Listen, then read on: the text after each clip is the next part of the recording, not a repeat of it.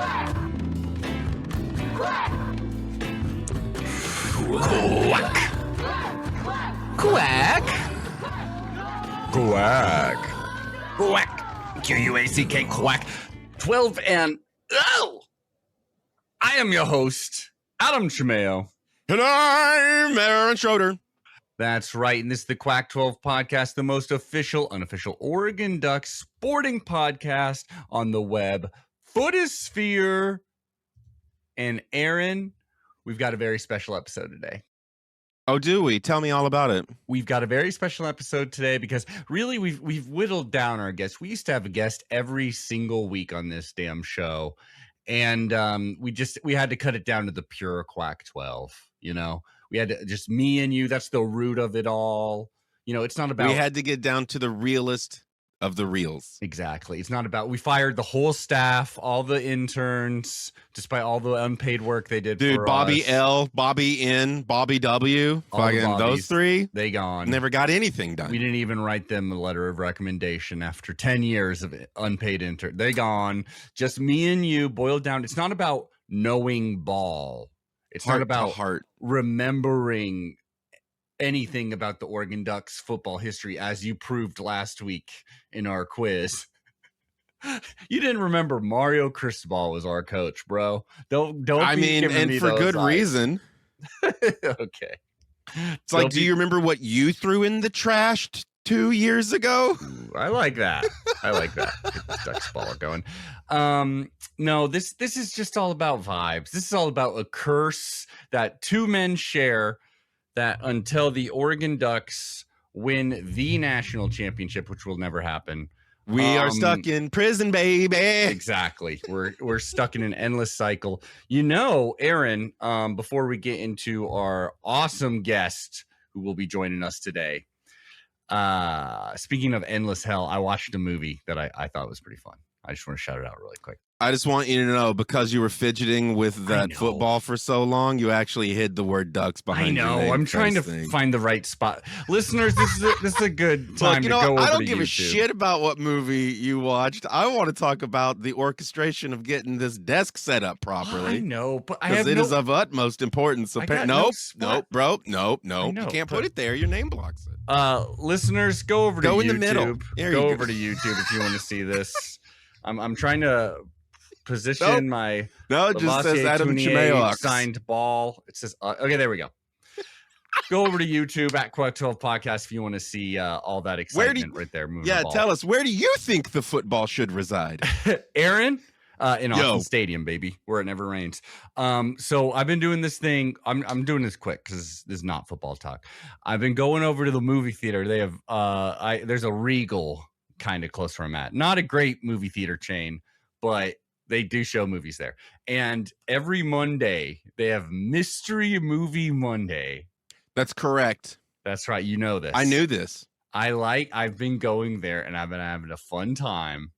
And it's kind of crazy that there'll be like a good 16 people there every time. Sure. And y'all have that vibe before the movie starts. Like, what the fuck's this going to be? They tell you the approximate runtime. They tell you the genre. They usually tell you the genre. And I love the vibe too. It's like sometimes the movie will start and there'll be like three people will be like, oh, I'm out. Like, you know, they're not even asking for their money. They're just walking right out. I like that vibe. Like, I got the popcorn. I'm good. Bye. That's right.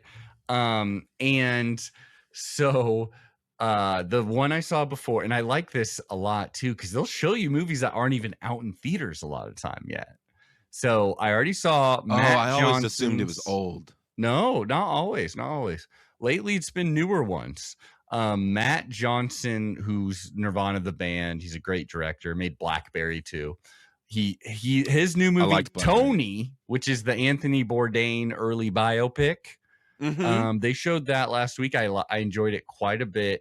It's really all about that really young Anthony Bourdain, where it's like, can you imagine how insufferable he would be when he's like 18 years old?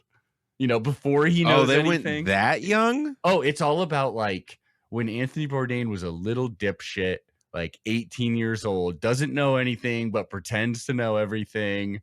Like he's such a little shit. But I think it was a really cool choice to put it around that time. Antonio Banderas is charismatic and awesome in it. I recommend that one. That was a good one. Is it doing like the New York City gritty type No, of it's vibe like where a they kind of Cape make him a Cod. tough? It's like all Huh? Cape Cod kind of feel. Oh, is that where he's from? It's not where he's from, but that's where he was a dishwasher and like worked at a restaurant there. It's what it gets him into the food vibe.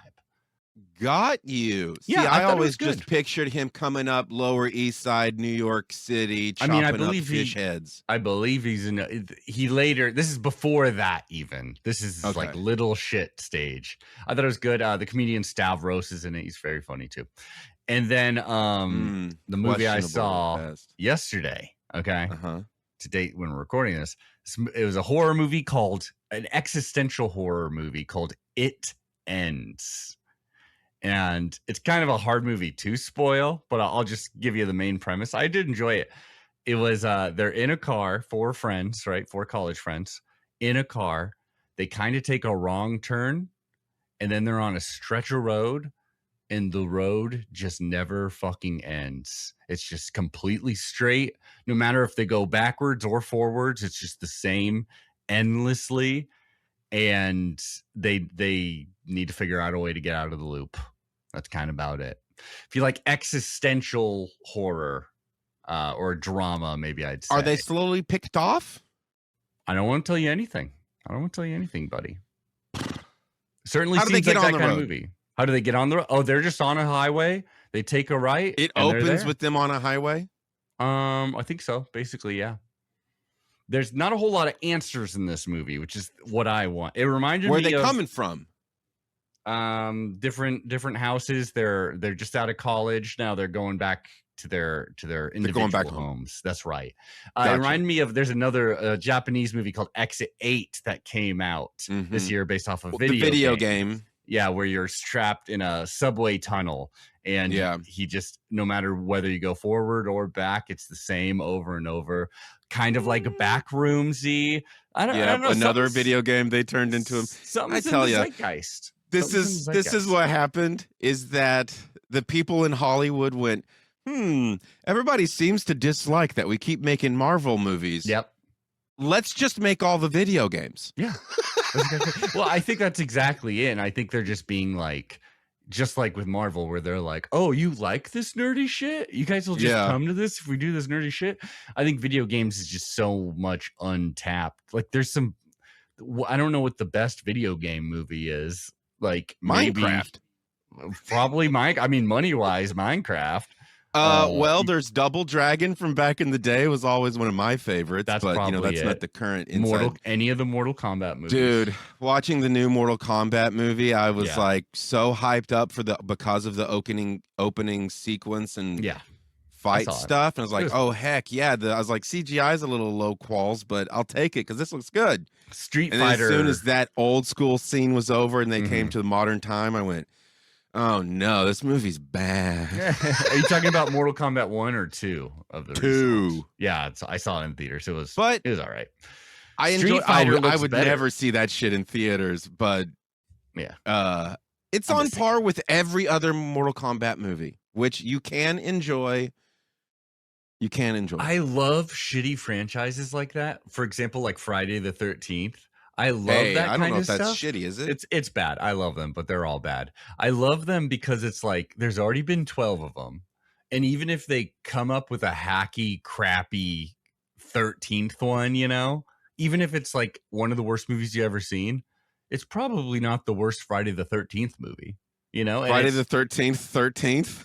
I mean, that's what they've been saying. They've been wanting to make that one forever, obviously. That's a big one. What you call it is actually lucky number 13. My dream, my dream is because LeBron James has been super into Friday the 13th. He's been wanting to produce a movie. I think you cast LeBron James as Jason Voorhees. Yes. No, you don't. If Space Jam taught you anything, you do not ever put LeBron James in a movie. No. To each their own. What if he's doesn't say anything and he just silently runs around and kills people? He's got time. I see where you're going with that, and that is intriguing. Think it over. But Just the most athletic Jason Voorhees you ever seen. I think the star of a Friday the 13th. Lucky number 13. You know what? We got to get back on top. If we're talking Voorhees, we should be talking about USC offensive lineman. All right, we got to get back into it, and to do that, we got one of the all-time guests. I mean, the all-time. Oh yeah, this is probably our only guest. All right, right. This thing we started before movie talk, where you brought up this idea that there was guests, and then we got rid of them, and then it was. This here we are. We're back on guests. I'm circling back, gotcha. Like those people on the road, and it ends. Hell yeah, baby! I'm bringing this back because we've got the managing editor of Addicted to Quack. That's right. We got the host of probably the greatest Oregon Ducks podcast on the web footosphere. I'll put us at number 2, but number 1 is It Never Rains on this podcast. This man has been working very hard to break down the film and interview knowledge of ball knowers of each Big Ten team. And there's a lot of them. There's arguably too many of them. Breaking down their rosters, just does an insane amount of work covering college football and specifically the Oregon Ducks. You know him. You love him. I'm talking about Hythloday. How is it going, Hythloday? I'm well. How are you? I'm doing so good. Oh, the catchphrase, I'm well, how are you? We love to hear it. That means we've got the best guest the Quack 12 podcast has ever had. The third co-host, I would even say. I don't know if you'd want to be in that spot, but you have it. You are third chair of Quack 12. Hythloday, I don't want to boil down a very complicated question down to one thing, but you've been covering so much of the Big Ten. What stood out to you right now? Have there been big surprises that you would have not have thought going into this project? Studying the rest of the Big Ten, the Big Ten that's not Oregon. I guess the thing that has surprised me most is like the dog that didn't bark. What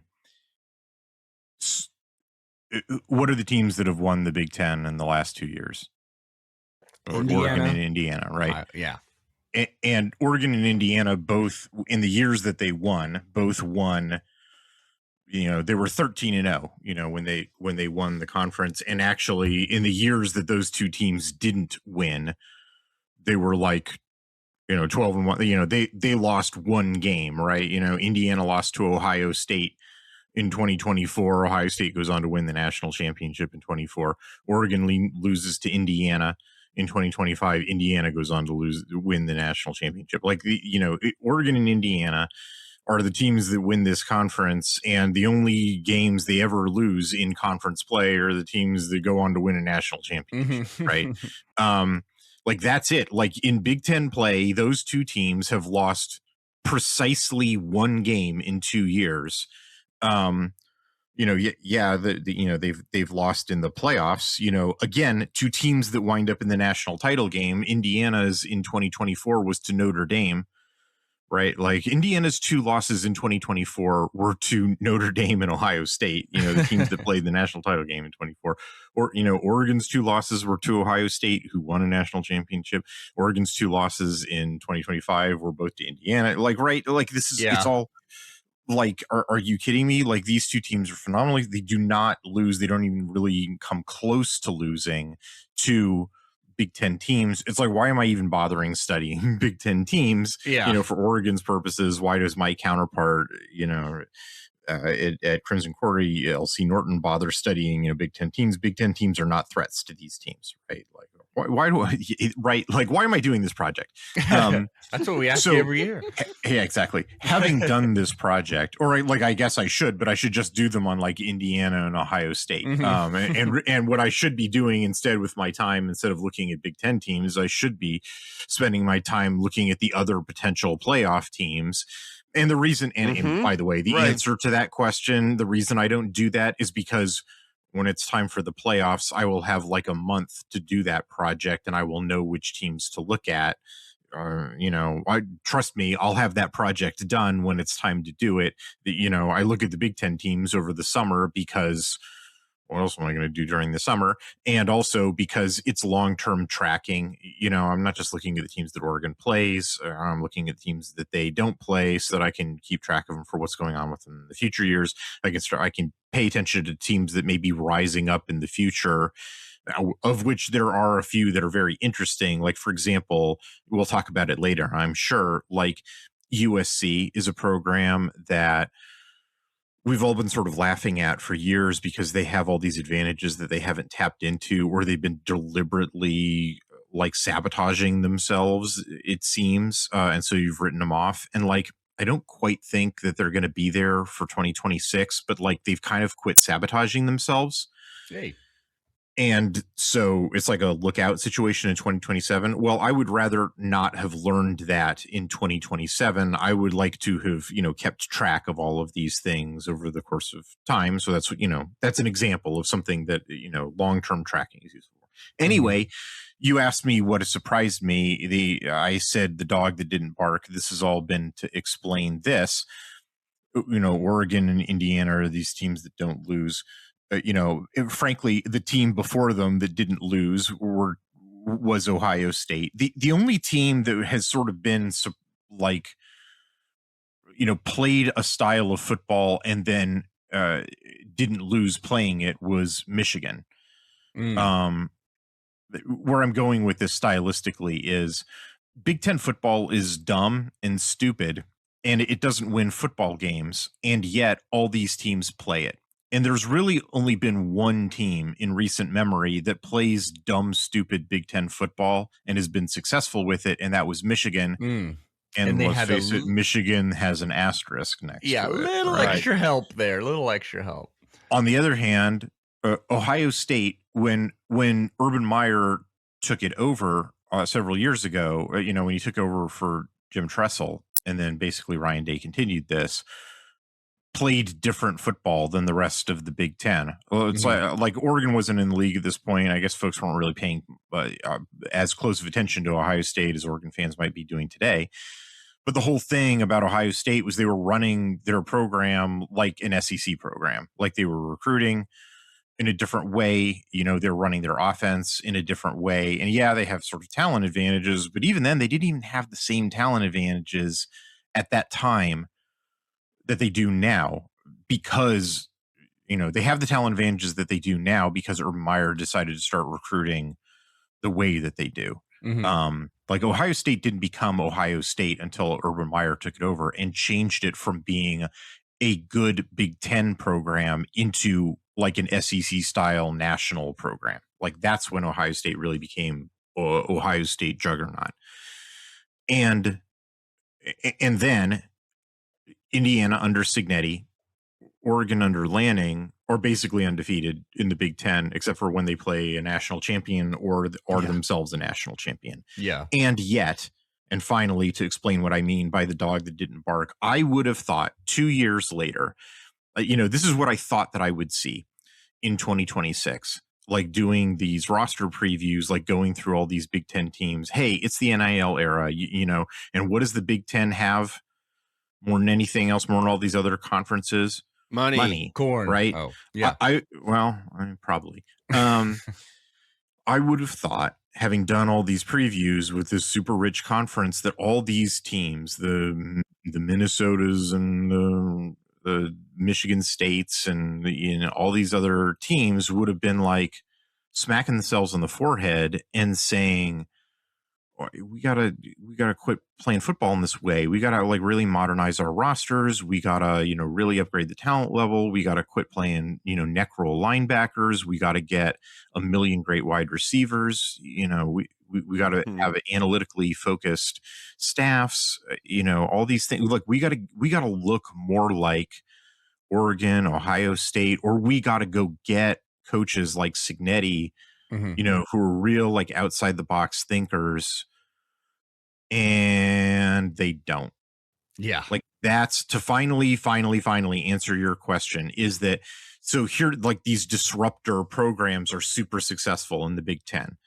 and it shouldn't take a lot of thought to figure out why these super disruptive programs are basically invincible in the Big Ten. It's because if you figure out how to beat one Big Ten team, you figured out how to beat like 10 Big Ten teams or 12 or 14 because they're all playing the same thing. It's like a monoculture, right?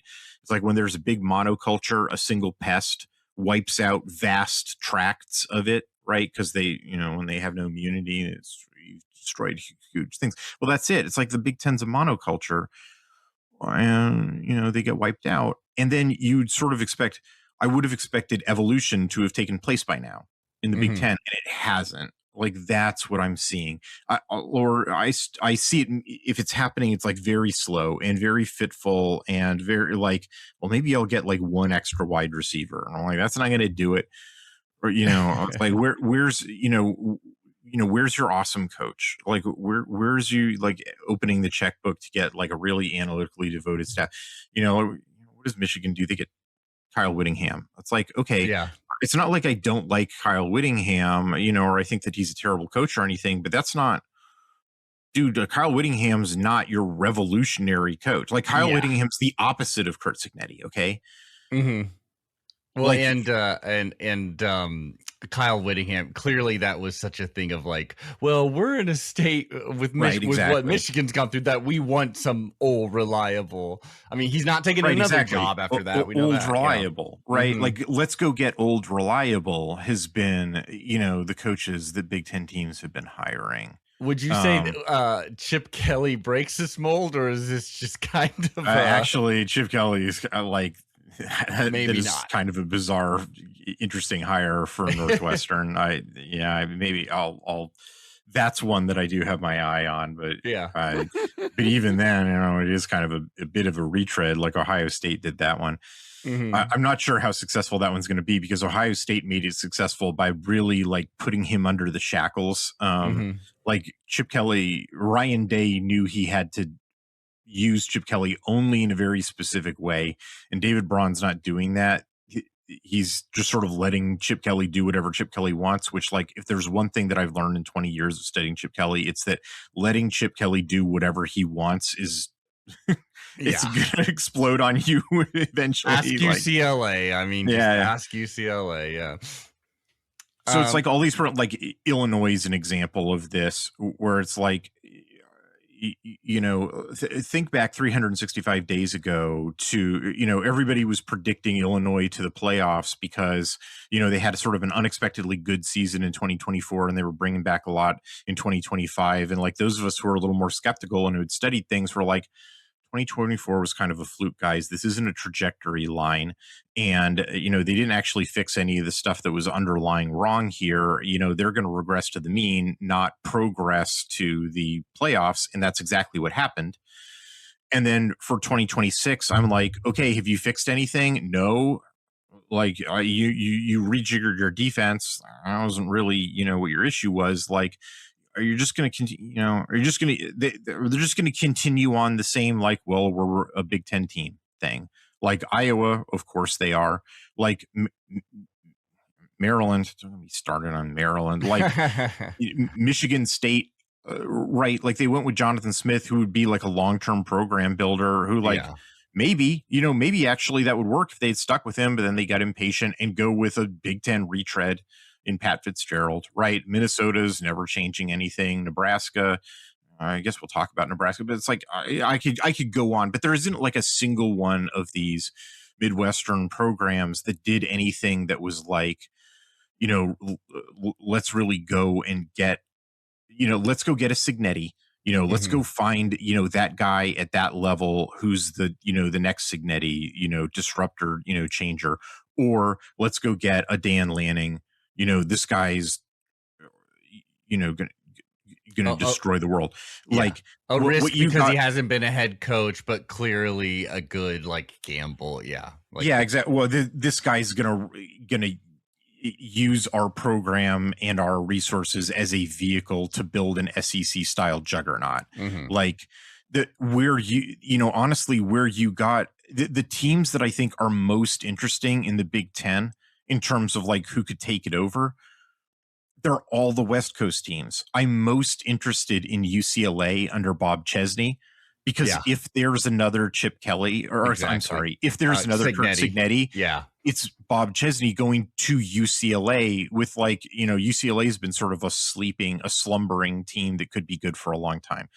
USC, is the example that I gave a moment ago. They might stop self-sabotaging. Washington, frankly, has been under Jed Fish. I know people don't think of Jed Fish and Jonathan Smith in sort of the same terms because they run their programs kind of differently, but the patient program building and this will pay off with a steady program build in 4 or 5 years is how Jed Fish has been doing it at Washington.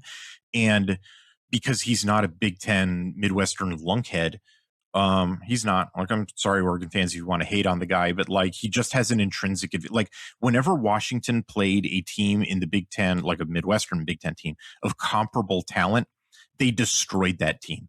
They utterly humiliated that team. Why? Because West Coast teams have an intrinsic advantage over the Farmers.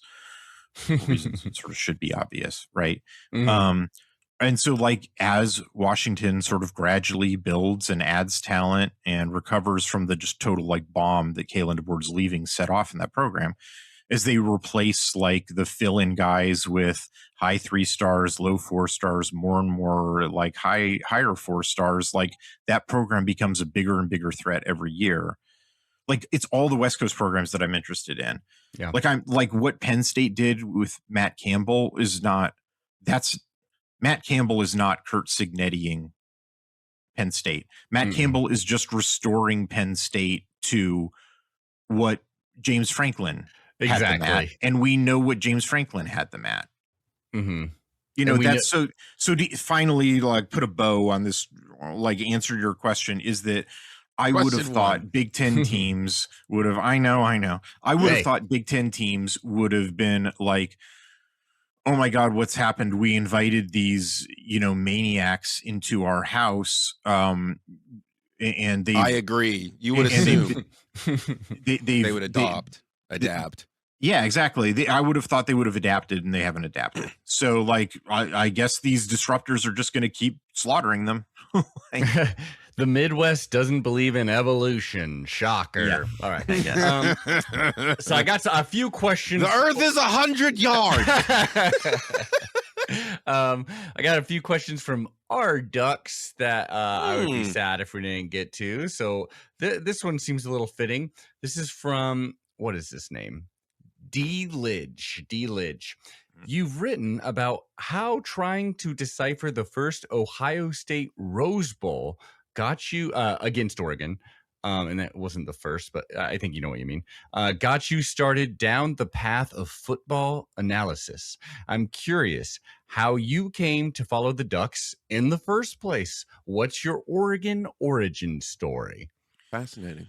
Ooh, that's I think actually that game was the first time Oregon and Ohio State played in a Rose Bowl. Oh, that was the one coming off of the 2009. It was the game that was played on January 1st, 2010. So coming off of it was the one where Ohio State had Terrell Pryor and Oregon. Yeah. And Masoli. Right, exactly. Masoli. That was definitely the first year I gave a shit about a football team, was that whole season. Yep. I don't know, my origin story is not particularly interesting. It's just confidential. I live in the state of Oregon. I like football, and I have personal connections to the University of Oregon. I don't really want to talk much about what my personal connections are, but it's the same as just about anybody who's, when you see folks driving down the highway with Oregon bumper stickers on their cars, and you just sort of make an assumption, oh, that person likes watching. What would a license plate number be for one of these cars, maybe? Yeah. So you weren't bit by a radioactive duck or anything? Yeah, no, it's nothing like that. Honestly, my origin story is not particularly interesting for why I'm a Ducks fan. It's the same as anybody else's. They were the team you grew up, or are they your number one sport team in any facet? They're definitely my number one football team, because I mean, how could they not be? Do you like a team more than them in any sport? Well, yeah, I mean, in baseball, for really abstruse reasons, like I don't want anybody to track me down on this one, but like I've always been a Texas Rangers fan. Nolan Ryan, baby. Yeah. Actually, yes, Nolan Ryan is the reason why. It's because when I was I came up as a baseball pitcher. Oh, cool. And yeah, my pitching bag is basically Nolan Ryan's pitching bag, which is 2 pitches. I think to the detail of the question, which is actually about how did you get into the analyzing aspect of it? Is it because of baseball and the stats and stuff that you got into just keeping stats? Or is that just how your brain works? I mean, in a roundabout way, yes. I came up as a pitcher. I always sort of, when I go to baseball games, I'm that person with the box score, like keeping track. Oh, we know. It's just always how I did it, and then like kind of professionally, I do data analysis professionally, and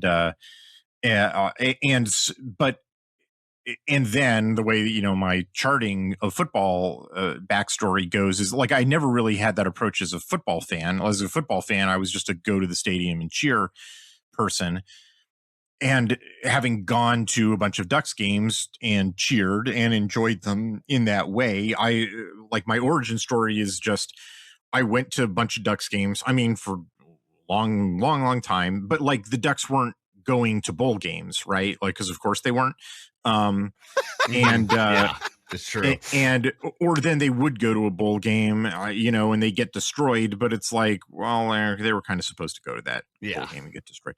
And it wasn't until that game, the 2009 Rose Bowl game, the 2009-2010 Rose Bowl game, that I was like, I love these Ducks. I think they're invincible. I really love the way that these guys play. And then Ohio State. I mean, like that game is technically a 1-score game, or no, it was a 9-point game. It was 26-17, I think. But like Ohio State just had control of that game the entire time. And I was just like, how could I have thought that Oregon was even going to be competitive, much less like win this game? And I realized that it was because I knew absolutely nothing about Ohio State. And it wasn't like that moment, like lying literally face down on the concrete of the Rose Bowl, that I was like, wait, I could use. So Aaron, this is me answering yes to your question.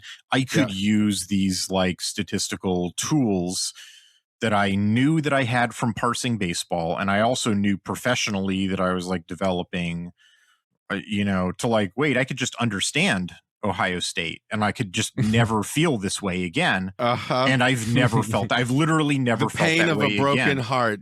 Exactly. Yes, exactly, Aaron. Like, you can put it in whatever flowery language you want, but that's exactly what, this kind of knowledge provides. I have never felt that way again. And look, it's not like Oregon hasn't had painful losses, but I've never felt that pain. Mm-hmm. I've never felt that pain because every time Oregon's had a loss like that, I've known that it was coming. I'm so there with you because I went to the University of Oregon 2008 to 2012 and I was not even a sporto. Obviously, like if I had a team, like I would sometimes watch the Packers. I was doing something else on the Saturdays and Sundays. But then, you go to U of O, you start getting the propaganda machine, and starting in 2008 was a pretty great year to start. And I remember that Rose Bowl specifically being the first time where it was like, I am super bummed and sad by a football result. Like it hurt me. It was a very early heartbreak. And so I also have some fondness for that one. I'm imagining young Hythloday like going to the concession stands at a baseball game and with some charts out and just being like, well, this hot dog has this much sodium, which is more than this. And I'm not charting every single thing in his life. I love it. That's what I have to do. You should do that for the nutritional contents of foods. Like, what are you making fun of me for? Like, you should absolutely cut down your sodium intake for that reason. I'll be good. I'll be good. Just start paying attention to the two numbers that are associated to percentage of saturated fat per serving and how many grams of sugar they're dumping in there per serving. And then correct. You're absolutely right, Aaron. You guys, come on now. Here we go. We got DC Duck. What is the bigger limiting factor? 2 freshman O-line or overall linebacking core? Now, I like this question quite a bit because approaches the question I wanted to ask. Oh, well, what's your question? Maybe we can just rope that in. I was going to twist it into the whole avoiding heartbreak thing and ask Hythloday what teams he thought could potentially expose our weaknesses in the offensive line. I'll tell you this, actually. These are multiple questions now, but I might as well read this out loud because Electrical Ground 526 said, that's me. Is it really? I mean, no, I would believe it because it's what is the archetype of a team that is going to give Oregon trouble this year? What positions do you expect to need breakout players to excel? I would assume linebacker and offensive line from previous articles and podcasts. So, and again, like it's amazing because I've been hearing so many, like TikToks, YouTube interviews, podcasts where they're talking about Ducks in the way that they're like, okay, let's look at their starters. Let's look at this. Let's look at their last seasons, like bing, bang, but not really too in depth. And for them, they only talk about the O-line as a positive, that everything's going to be great. They see no problems with last year's O-line because they're not really looking deep enough into this. And then linebacker, if we're talking defense, we're just talking about the D-line because it's very impressive and that's what's going to catch their attention, but not specifically talking about a linebacking group that could be a problem. I know there's a lot of questions here, Hith, but I guess it all revolves around one thing, which is the weakness. Well, I would really love to know, like, where you think this O-line is right now. Do you think some of these younger guys can steal some positions early or something like that? And then I guess what do you think is going to be the biggest weakness of this team if you're just looking at kind of a position like that? Honestly, that's not how I think the season's going to go at all. And I I don't think this answer is going to be satisfying to anybody. Welcome to the Quack 12. Yeah. It's kind of unfortunate. I know, but like, here's the thing. Oregon is a very, very talented team, like extremely talented team. It's actually by far the most talented team in the Big Ten at this point because Ohio State 2 years ago paid through the nose to keep a bunch of 5-stars on the team in order to make their, national title run, and they did. And then the subsequent 2 years, just sort of for natural attrition reasons, they've, those guys then finally left. And I'll publish the chart here in a little bit, but like basically Oregon, has eclipsed them, like, with their average talent rating is like Oregon's average talent rating at this point is a 0.9268 and Ohio State's a 0.9188, like crazy, which is substantial. Never would have thought, honestly, like 10 years ago or so, never would have thought. And in fact, if I can paste an image into the, if you send it to me through email or something, I can definitely get it up there. Here, maybe I can post it as a text message to you. Yeah, I can do that. Yeah, there. And then hold your phone up to the camera. Yeah.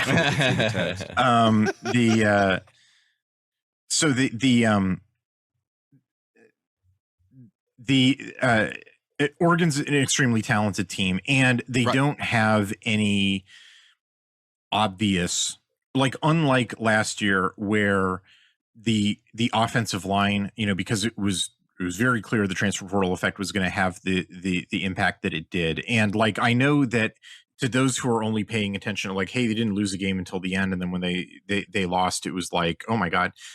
It seems like the offensive line, to a fan like that, who might have said they didn't pay a price for the offensive line until the very end when they got smashed. You might be saying that, but what I can tell you is actually those were predictable results in that lying in the face down the Rose Bowl kind of way.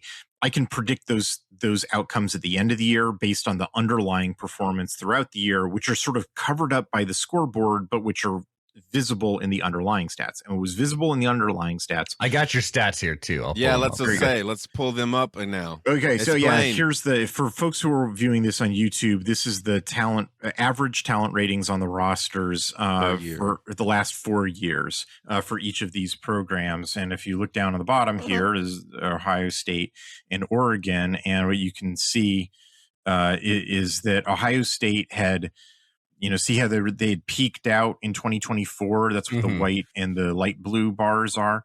That was all the money they were paying to retain all those 5 stars who should have gone off to the NFL, but then they didn't. And then bam, they fell back. And now Oregon, which has sort of just been organically, growing. Look at that wonderful growth, baby. Yeah, I know. You turn that on its side and it's basically vertical, I tell you what. So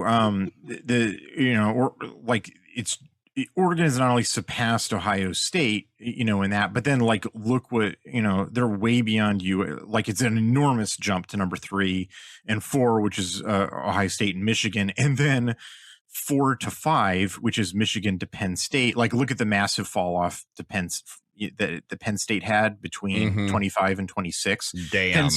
Penn State basically went from, it was a group of 5, right? Penn State, Michigan, USC, Ohio State. Penn State basically went from one of the top 5.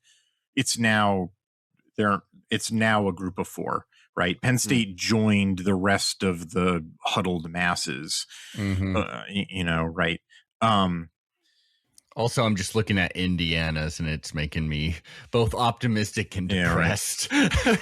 Yeah. Overall, that should be a good thing. You look at Indiana's talent here, and this should be heartwarming for any college football fan that's not a pure blue blood. Yeah. So anyway, to finish the point with what happened to Oregon with their offensive line was obvious, and it was clear throughout the year. I know a lot of Duck fans want to pretend that it wasn't happening, but you're sticking your fingers in your ears, your hands over your eyes, and if and you're in denial about it. Oregon did not have an efficiency passing offense or an explosive rushing offense that they normally do. They were at best average on those quadrants, and if you're average in those quadrants during regular season play, then you get smashed up in postseason play, because postseason play being average is no good. The postseason, the January teams will kill you. And that's exactly what happened.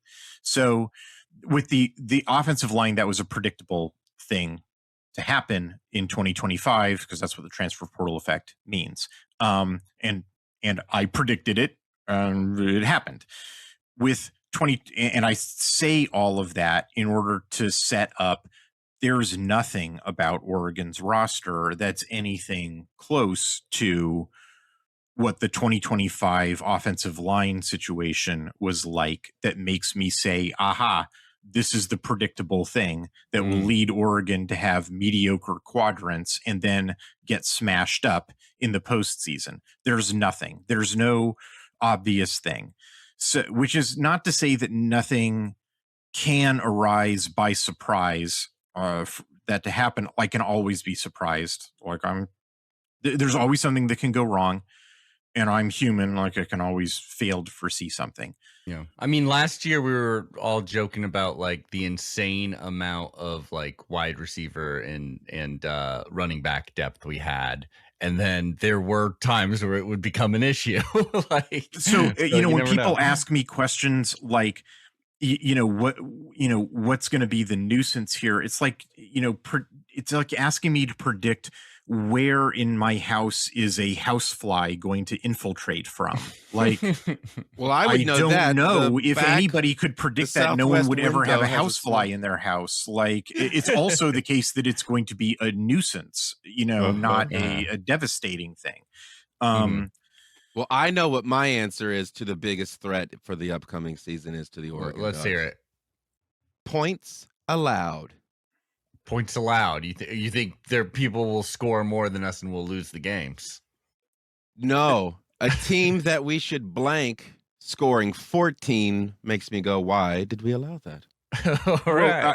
Aaron, I think you're actually exactly correct. I know I am. Oregon will be in a place where because because of the talent on the roster, it'll be extreme scrutiny. It'll be sort of a it'll be sort of a juggernaut team, so that anything like just like if you live in a comfortable, nice house, a house fly becomes intolerable. Right. Yes. Right. You know how if you're like a chilling great at home, one thing of rice on the kitchen floor. Right. Exactly. A housefly becomes. It'll be that. It'll be like, oh, this team gave up 14 points, and like all the articles will be like, how did they give up 14 points? Exactly. This team's Achilles heel, and I will be having to write articles that are like, guys, it was nothing. It was like one dude slipped. Guys, chill out. Like, look at the fundamental stat. Like, I will be, pressing the look at the fundamental stats button over and over and over, and people will ignore me as they always do, because they like freaking out gives them more dopamine hits than looking at statistical analysis. Hell yeah, but dog. like, okay, so I will take the question a little bit more seriously. Yeah, okay. There might be freshmen on the offensive line. I don't think the offensive line is settled yet. Like, I've been getting camp reports that are basically like every week, or every different camp report that I've been getting has been saying like different guys, are playing super well. I've been getting reports that guys who I had pegged as guard are playing as tackles. Like, I don't think it's settled. I think, frankly, the staff might be putting out some disinformation to suss out leaks. Hell yeah. Nice. I honestly, but look, I look at this as structural analysis. They can't go wrong.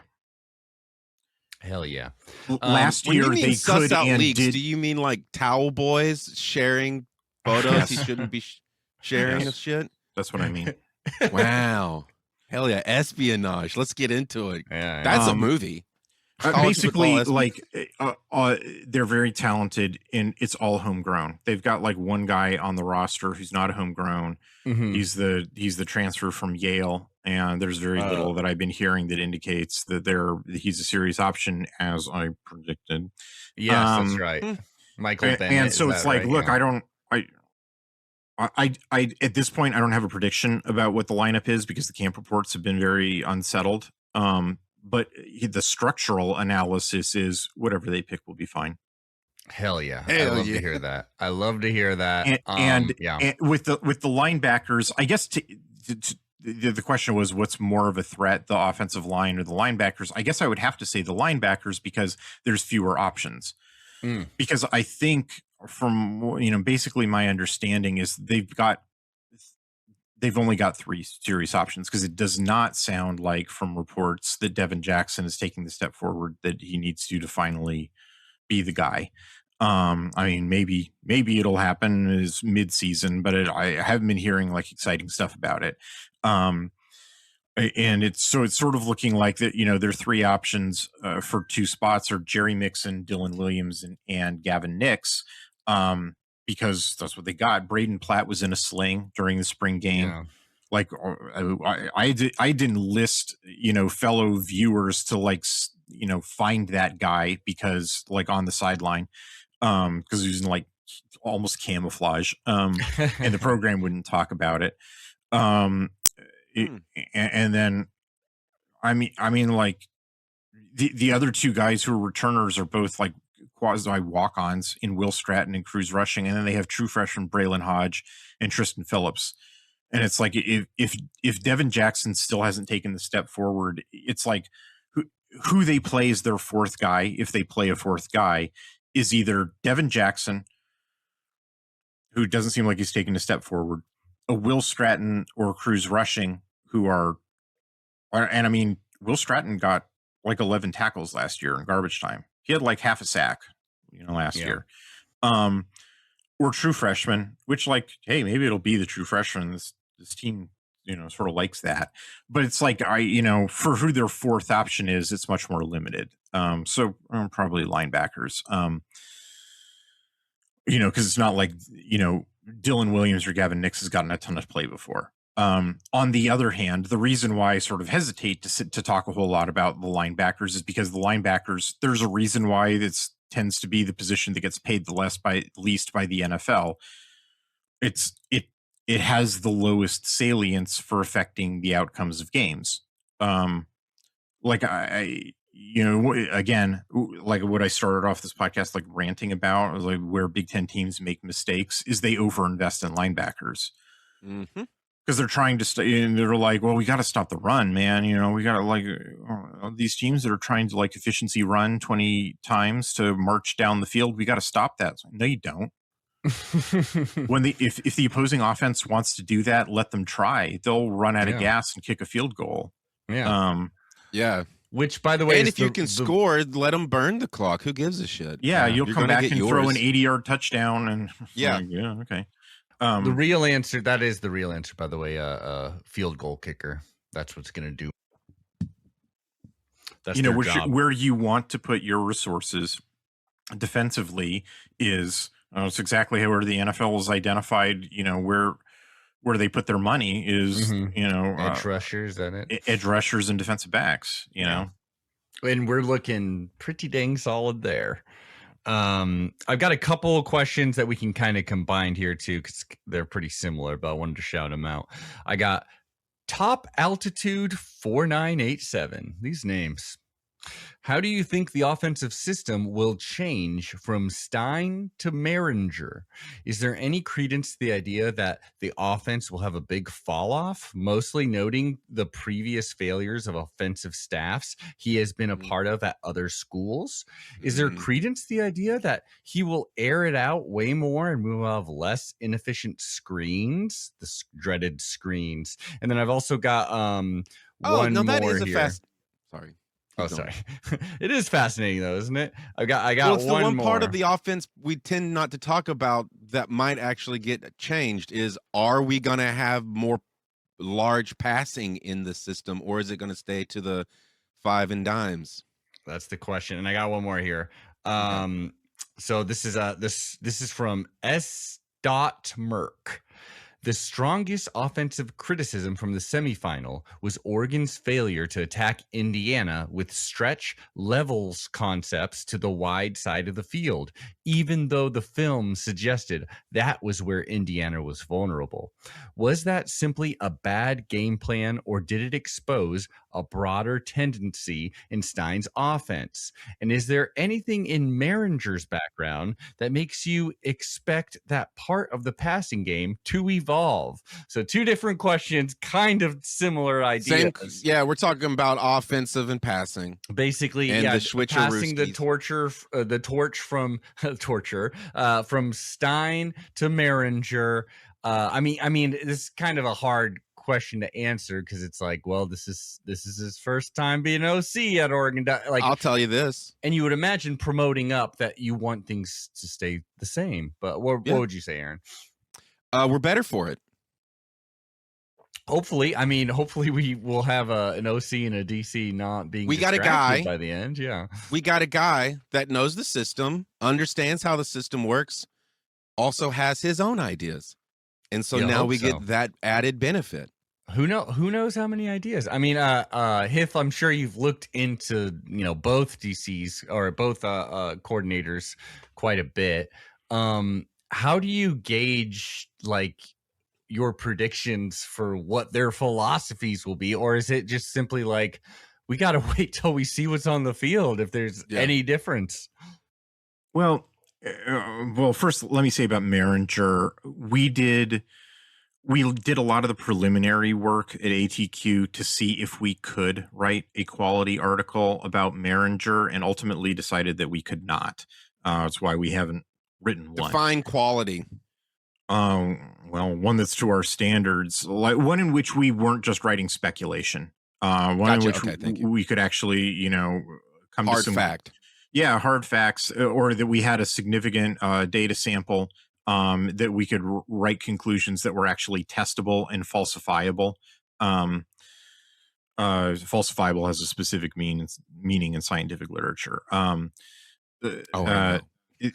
And basically, like, there's not, like, Maringer's, like, the only time he actually really had control of play calling was like a decade ago. He was a baby, and like, it didn't go well, but like, I'm not gonna hang him on it. And every other time, the rest of his career, he's basically had a role that's been pretty similar to his role, I believe, at Oregon, which is he's been a strategic planner, and the guy who like feeds strategic planning data to the guy who's the point person on down to down play calling, but hasn't been the down to down play caller. Right. That person has been Will Stein. I so let me comment on what I have observed the last several years, and then before that at UTSA for Will Stein.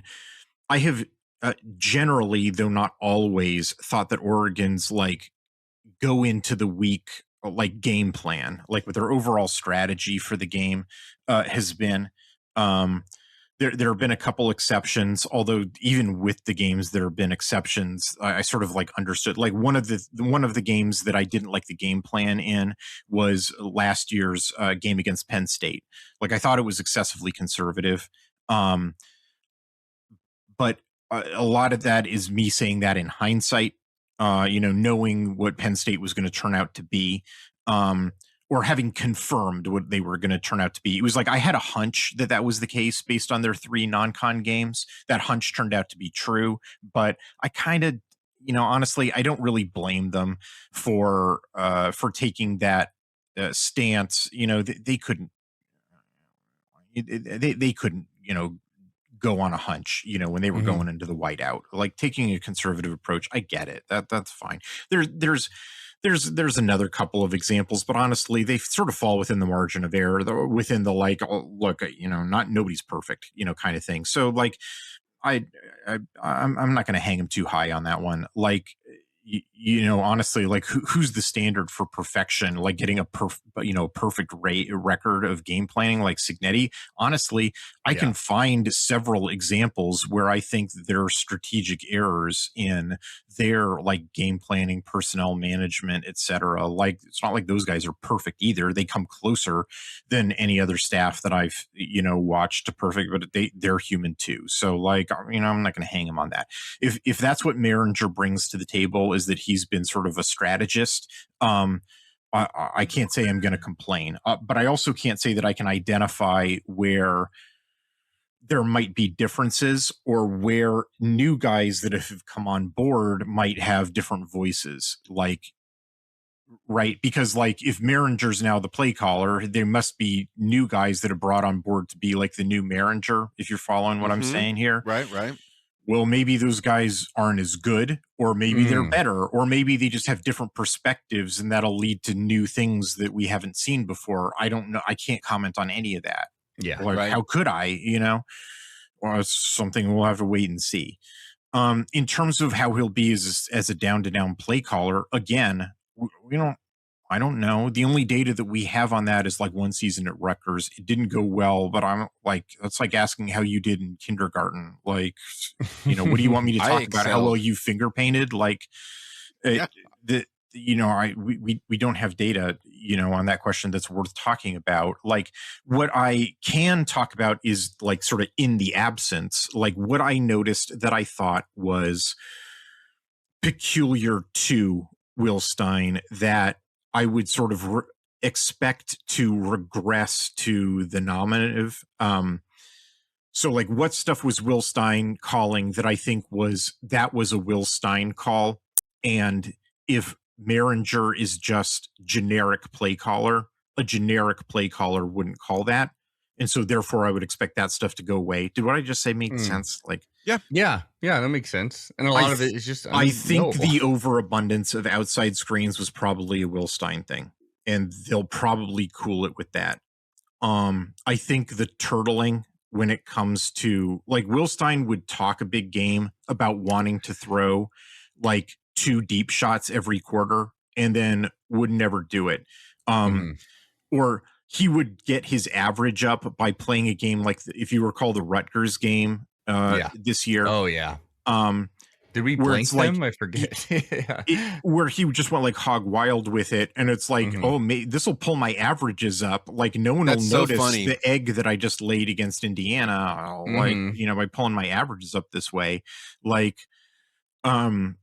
he absolutely, like, I've got a couple years of data on this now. Like, if his first or second attempt at a deep shot didn't connect for whatever reason, like it could be a totally just historical accident type of reason, like he just doesn't, he turtles, he just like never goes back to, he's like, oh, I can't do that again, oh no. And like other it's play like callers, he's trying to keep his, oh man, that's, you never think about coaches also needing to goose their stats. I mean, yeah, he got him a job. It's like, yeah, but it's like, you know, almost every other play caller that I've watched, it's like they've got more, you know, it's like they've got more guts, or they got more stupidity to them. You know, they got more stubbornness to them about that. They're like, nah, screw you. You know, it's like the kid you're playing in a fighting game who's just like, I know this uppercut didn't work the first 3 times, but I love the uppercut so much. Oh, it did connect. Excellent. You know, it's like, sometimes the button combination's a little difficult, and you got to get the trick right in order to I really think of it as in like basketball is the purest example of this, where it's like sometimes you're in a close game, and if you're not a very good 3-point shooting team, you will be like, well, we can't be shooting the 3, like this is too important. But if you abandon that, then you're doing yourself a way bigger disservice. Right, exactly. It's sort of, you know, so I can't say for certain that Drew Maringer is suddenly going to be a shoot kind of play caller, but I can say in the negative that Will Stein was if he missed 2 3-pointers in a row, he would not attempt another 3-pointer for the rest of the ball game. Yeah. And like nobody else plays basketball that way. So you can draw your own conclusion from that.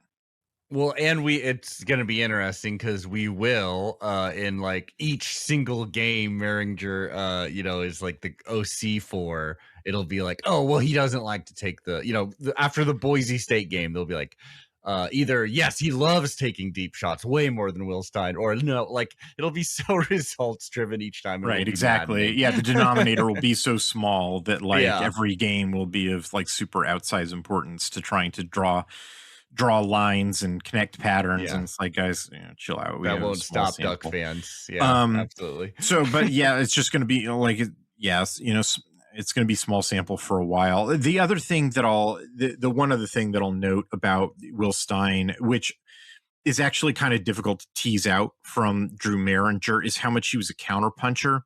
Like he would, or counter programmer. Like he wanted you to give him like defensive substitution rules. Like he would play off of your tendencies and then, mess with them. Like if you always went to this particular too high look, he would notice that sort of thing and then set you up for a fall, for it.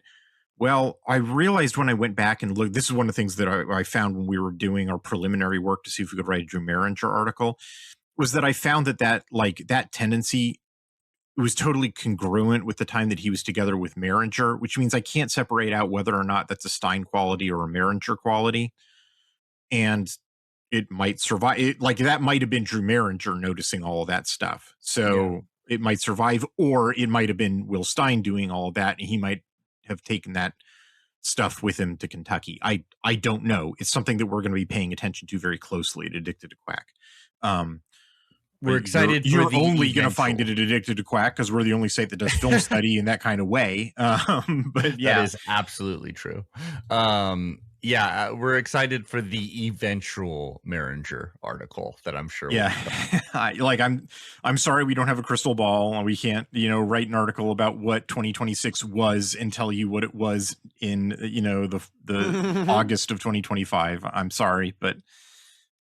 Shocking to Aaron, but we actually did have a crystal ball at one point. He was our head coach at the University of Oregon. Okay, and this one was written by someone who I'm judging by the time, since it arrived at about 2 a.m. last night. This person may be drunk. I'm not going to read the first third of the question, but I'm going to read the rest of it, arguably the crazier part. When will Aaron shake it off, whip it out? Oh, sorry, this is Sir Smooch-a-Lot. When will Aaron Sir Smooch-a-Lot has written sober questions before. Yeah, no, Sir Smooch-a-Lot is usually really on point. I'll read the whole thing. Might as well. Oh, boy. Not in Odyssey's ancient swing, but many moons ago, Hythloday said Moore had the smoothest throwing motion in town. How does the mighty number knower feel about that crossbody elegant throw today? Also, do his run stats need to feel insecure? He has always run finely from what I have seen. However, am blinded by adoration for the team. So I'm not quite sure what any of that meant. But Dante Moore's run stats are phenomenal. Like his designed run stats here, I'll read you some numbers. He had 25 designed runs during the year, which actually means he had more designed runs than Jay Harris did. And Jay Harris just went to Kansas State. Yeah. Here, after I finish with this question, I will read you something which I think is amazing. But anyway, Dante Moore had 25 designed runs during the year, which means he's averaging about 2 a game during meaningful play. I'm not talking about garbage time. He had a 76% per carry success rate, which means on an efficiency basis, Dante Moore running the ball was the most effective play that Oregon had on an efficiency basis. There you go.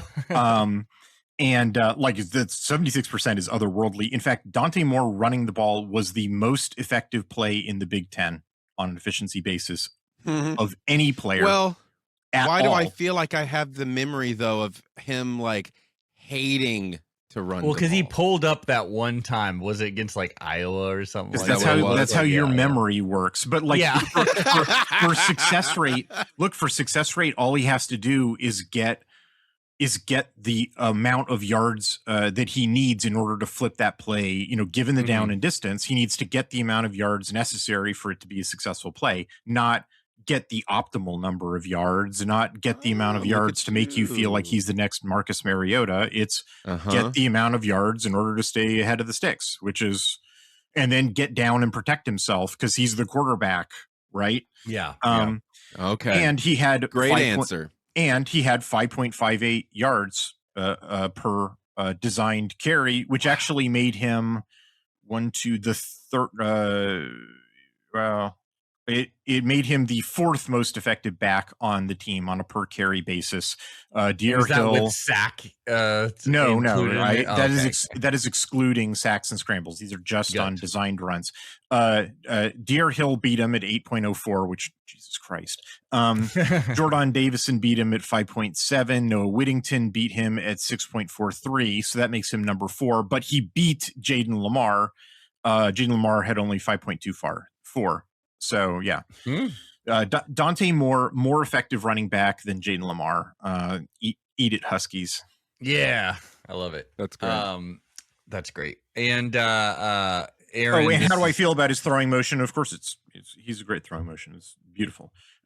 He's definitely, but it's exactly what I have always said about him. He's a pocket passer. You give him pocket protection, like please, like. Absolutely. And to the college listeners, pocket protection's always a good idea. If you're going out to a party, wrap it up. I thought you were talking about the little sleeve that comes with a hot pocket. Like a pocket. College kids be eating those. That too. When will Aaron shake it off, whip it out, and pee on some Husky stuff? In my spirit visions, I see Washington and Michigan as twins, with the exception of not hating Michigan. They spank Ohio frequently, and Buckeyes stink. Do you have an answer for that, Aaron? Also, finally, when will you release your soothing sound CD? Your smooth-ass chords could put the fuzz to sleep. Thanks for the show, Sco Ducks. Do you have any response to that, Aaron? I do. I'll answer the last part first. It's already out, dipshit. Why don't you promote it? Where can they find it? And then to answer the first part, I don't know that I would ever do that because peace, love, and understanding. I think we should all love each other this season because if you hate us, you ain't us. On the final lap, how about on the final lap, when we win a national championship, the stream will end, will be officially kicked off YouTube because you, as he says, shake it off, whip it out, and pee on some Husky stuff. It's weird to shake it off and then whip it out and then pee. That's usually the Here we last go. thing we do. Here's the deal I'll make. Okay. If we go all the way, completely undefeated. Yes. Oh, and the whole bag. Okay. When we say good night, I will whip it out, pee on some Husky stuff. Okay. And then shake it off. Okay. You said it. You said it. We have to be undefeated and win a national. So if we win an Addy, that's not enough. It has to be undefeated. That's right. Okay, fair enough. I have some stuff. I mentioned that Jay Harris went to Kansas State, right? Jay Harris, he who had 22 carries at a 40.9% success rate and 3.23 yards per carry, those are not good numbers. Like I understand sort of uses a short yardage back, and he's a hero for coming in and playing the Peach Bowl. But like Kansas State was like, yay, like give me that guy. Now there are a bunch of the dudes that transfer out and get picked up by prestige programs. It's understandable because that guy was getting serious play, and you understand why that that guy was taken in that way, right? Like, so guys that I'm talking, Lamar got taken as Washington. He's probably going to be their number one back. Tion Gray and Terrence Green, who are serious parts of the defensive line interior rotation, got taken by Notre Dame and Alabama. Blake Purchase, who is a serious, edge rusher for Oregon, got taken by Ole Miss. Mm-hmm. Dalen Austin, who's part of the edge or the nickelback rotation, got taken by Arizona. Kingston Lopa, and then a bunch of Oregon's players got taken by Cal, for sort of obvious reasons. I'm not even going to talk about all the Cal guys because obviously Tosh Lupoi got the inside look at all the Cal guys. So with apologies, I'm not going to list all the guys who went to Cal. Sort of obvious reasons why the guys who went to Cal went to Cal. But what's remarkable to me is that everybody on this team either went to the NFL. There's a bunch of guys there, obviously, we talked about it last time I was on the podcast, went to the NFL, signed to UDFA, drafted, signed to UDFA. There's 3 guys who didn't, who just graduated. Those are Theron Johnson, Gary Bryant, and Matthew Bedford. And then basically everybody else transferred out and was taken, whether they played or not, light amount of play or not. Like every team in the college football universe if you wore green and yellow, you're a hot property, right? So guys like Seattle in the 90s, dog. Right. Like guys like walk-ons for Oregon, right? Walk-on quarterback Mark Weipert goes to UTSA. Austin Novosad goes to Bowling Green. Luke Moe goes to New Mexico. Mekhi Hughes goes to Houston. I already mentioned Jay Harris goes to Kansas State. The walk-on tight end Zach Grace goes to Louisiana State. LSU takes Zach Grace. Cade Caton. Do you know who Cade Caton is? I didn't. I had to look him up. Goes to USF. Vander Plug, didn't play. Goes to North Carolina State. Roger Saliapaga, who played all 20 reps last year, goes to BYU. Justice Lowe goes to San Diego State. I actually think he probably could have gone some better than San Diego State, but whatever. Kyler Castro goes to BYU. Darian Anderson, scout team guy, gets a job at Fresno, right? Leapin Walla never played for Oregon, is going to be playing he's probably starting for Hawaii next year.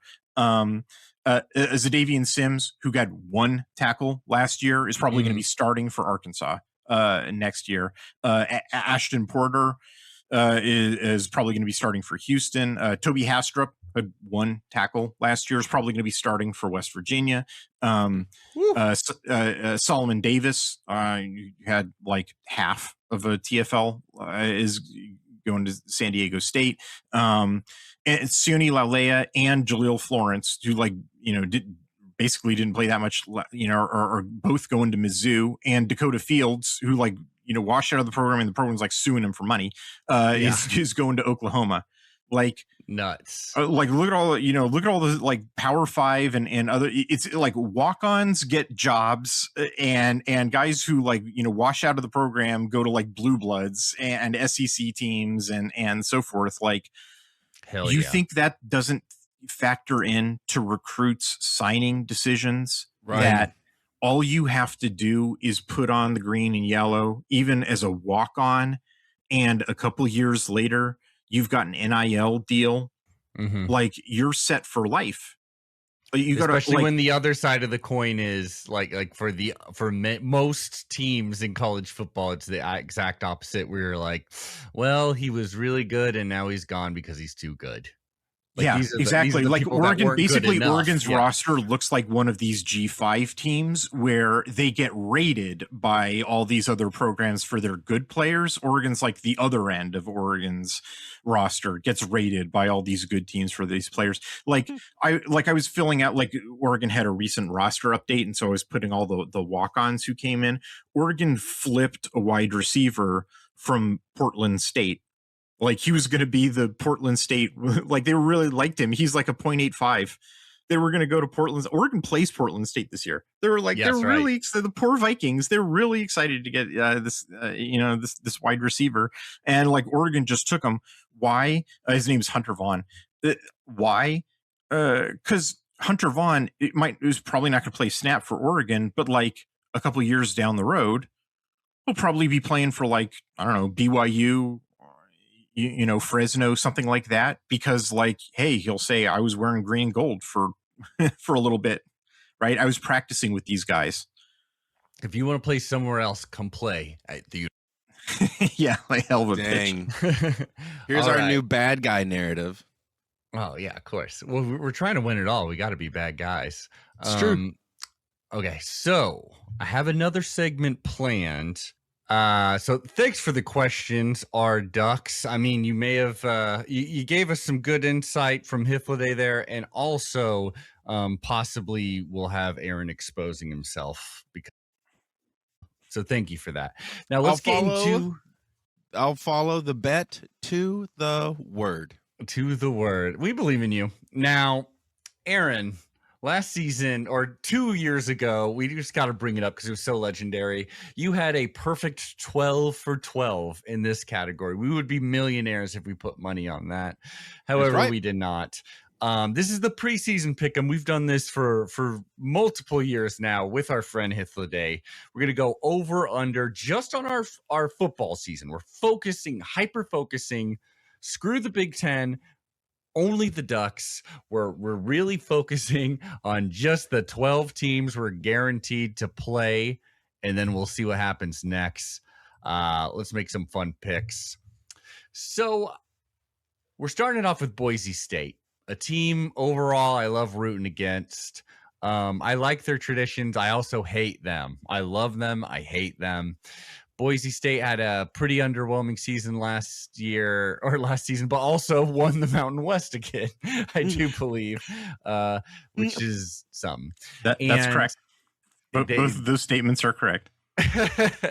And now they're the Pac-12. We start our season against the Pac-12, which we are not in. Go figure. Their overall over under season total is 8.5. Now, Aaron, I need to ask you a question.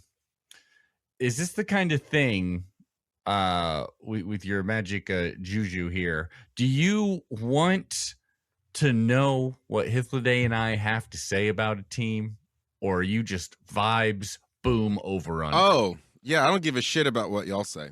All right. So I already know how everything's going to play out. Okay, that helps. Are you wanting to go first then, or after? Yeah, I'll go first. Okay.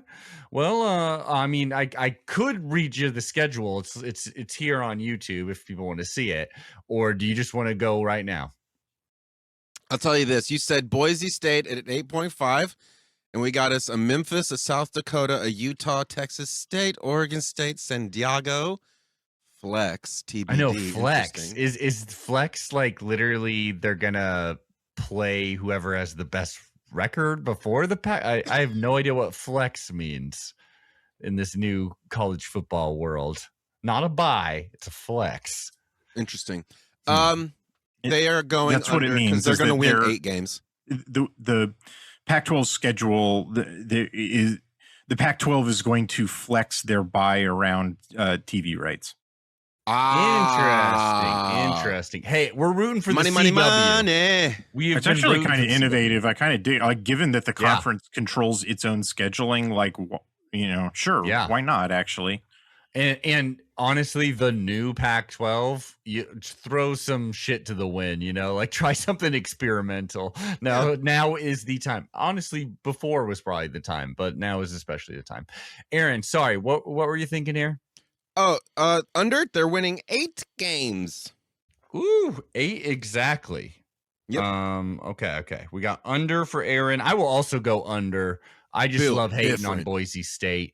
And honestly, though, now I'm actually looking at the teams, though, like Oregon State, Texas State. I don't know. It is hard for me to find the 4 teams that are going to beat them. So I'm actually I'm actually going to go over. I'm like not liking the team, and I love hating on them, but I don't think they got more than 3 losses. How about you, Hyth? I'm going under. And it's actually not difficult to identify the 4. Fresno State absolutely humiliated them last year. Like, they don't have Boise State's issue is that their offensive line is good, but not very good. And so they kind of roll over many of their opponents. Like, that's the chief thing that separates like this level, the sort of Big Ten power level of football, from the lower levels of football is, what the line play is like, because like those bodies are too scarce. And what Boise State has tended to have, like the reason why they're a very successful, program, is that they tend to get a notch above in terms of their lines. And so they sort of like roll over a lot of programs. But then occasionally they run into a program that's like, oh, shoot, you've got actual athletes. So like, remember Corey Foreman, that guy that Oregon and USC were fighting over? Yes. Yeah, he wound up on Fresno State. And actually, Fresno State sort of composed their defensive line of a bunch of dudes who were sort of like Corey Foreman, like they were sort of washouts from other programs, but like had some athleticism. And they just absolutely humiliated Boise State. And like every one of Boise State's losses are sort of like that. They're like, they get humiliated by teams that actually have some talent. And Boise State's got like 4 teams like that on their schedule. So, yeah, there you go. Well. I'll be excited to see them lose. Can you imagine going back in time, 10 years ago or something like that, to a Boise State fan and be like, guess what? In 2026, you're going to be in the Pac-12, and just giving them some false hope of like, oh, cool. Okay. At Oklahoma State. That's right. The Cowboys. You know how you feel about them Cowboys. At Oklahoma State, 6.5 is the over under here. Dog. Schedule pretty hard to see from where I'm sitting. Who you got though, Aaron? This is a 4-win game. I'm a team. This is under all day. 4 wins, eh? Yeah. That is a brutal one. We got under. We got hater Aaron. Do I think? See, I could maybe see them making a bowl game, but the 0.5 there is really throwing me off. I know them Sun Devils beating them. I will go under. I think they're getting exactly 6, actually. Hyth, what do you know about these? I doth not see a bowl in this team's future. You doth not. Ooh, or doth you protest too much? Hyth, what do you know about these Cowboys? What do you think of the odds here? Man, this is really tough because well, first of all, I'll tell you, Oklahoma State's not Oklahoma State anymore. Basically, North Texas took this program over. Like this is like root and branch. Like this is more like even UNT North Texas. Yeah, that North Texas, and North Texas was really good last year. And like even more of a full takeover than like Deion Sanders, like Jackson State took over Colorado. Like that was like, a dozen guys, or like Signetti's JMU took over Indiana. That was like 15 guys. With North Texas, I forget the number. I don't have it in front of me. It's like 30 guys. It's brutal. It's like a total takeover. Like the closest that I've seen to it, and I didn't complete a full database of it, was like Jason Eck's Idaho team taking over New Mexico. And like when Jason Eck did that, like that New Mexico team beat the snot out of UCLA and was like one hair away from beating Minnesota in the bowl game. That's right. So like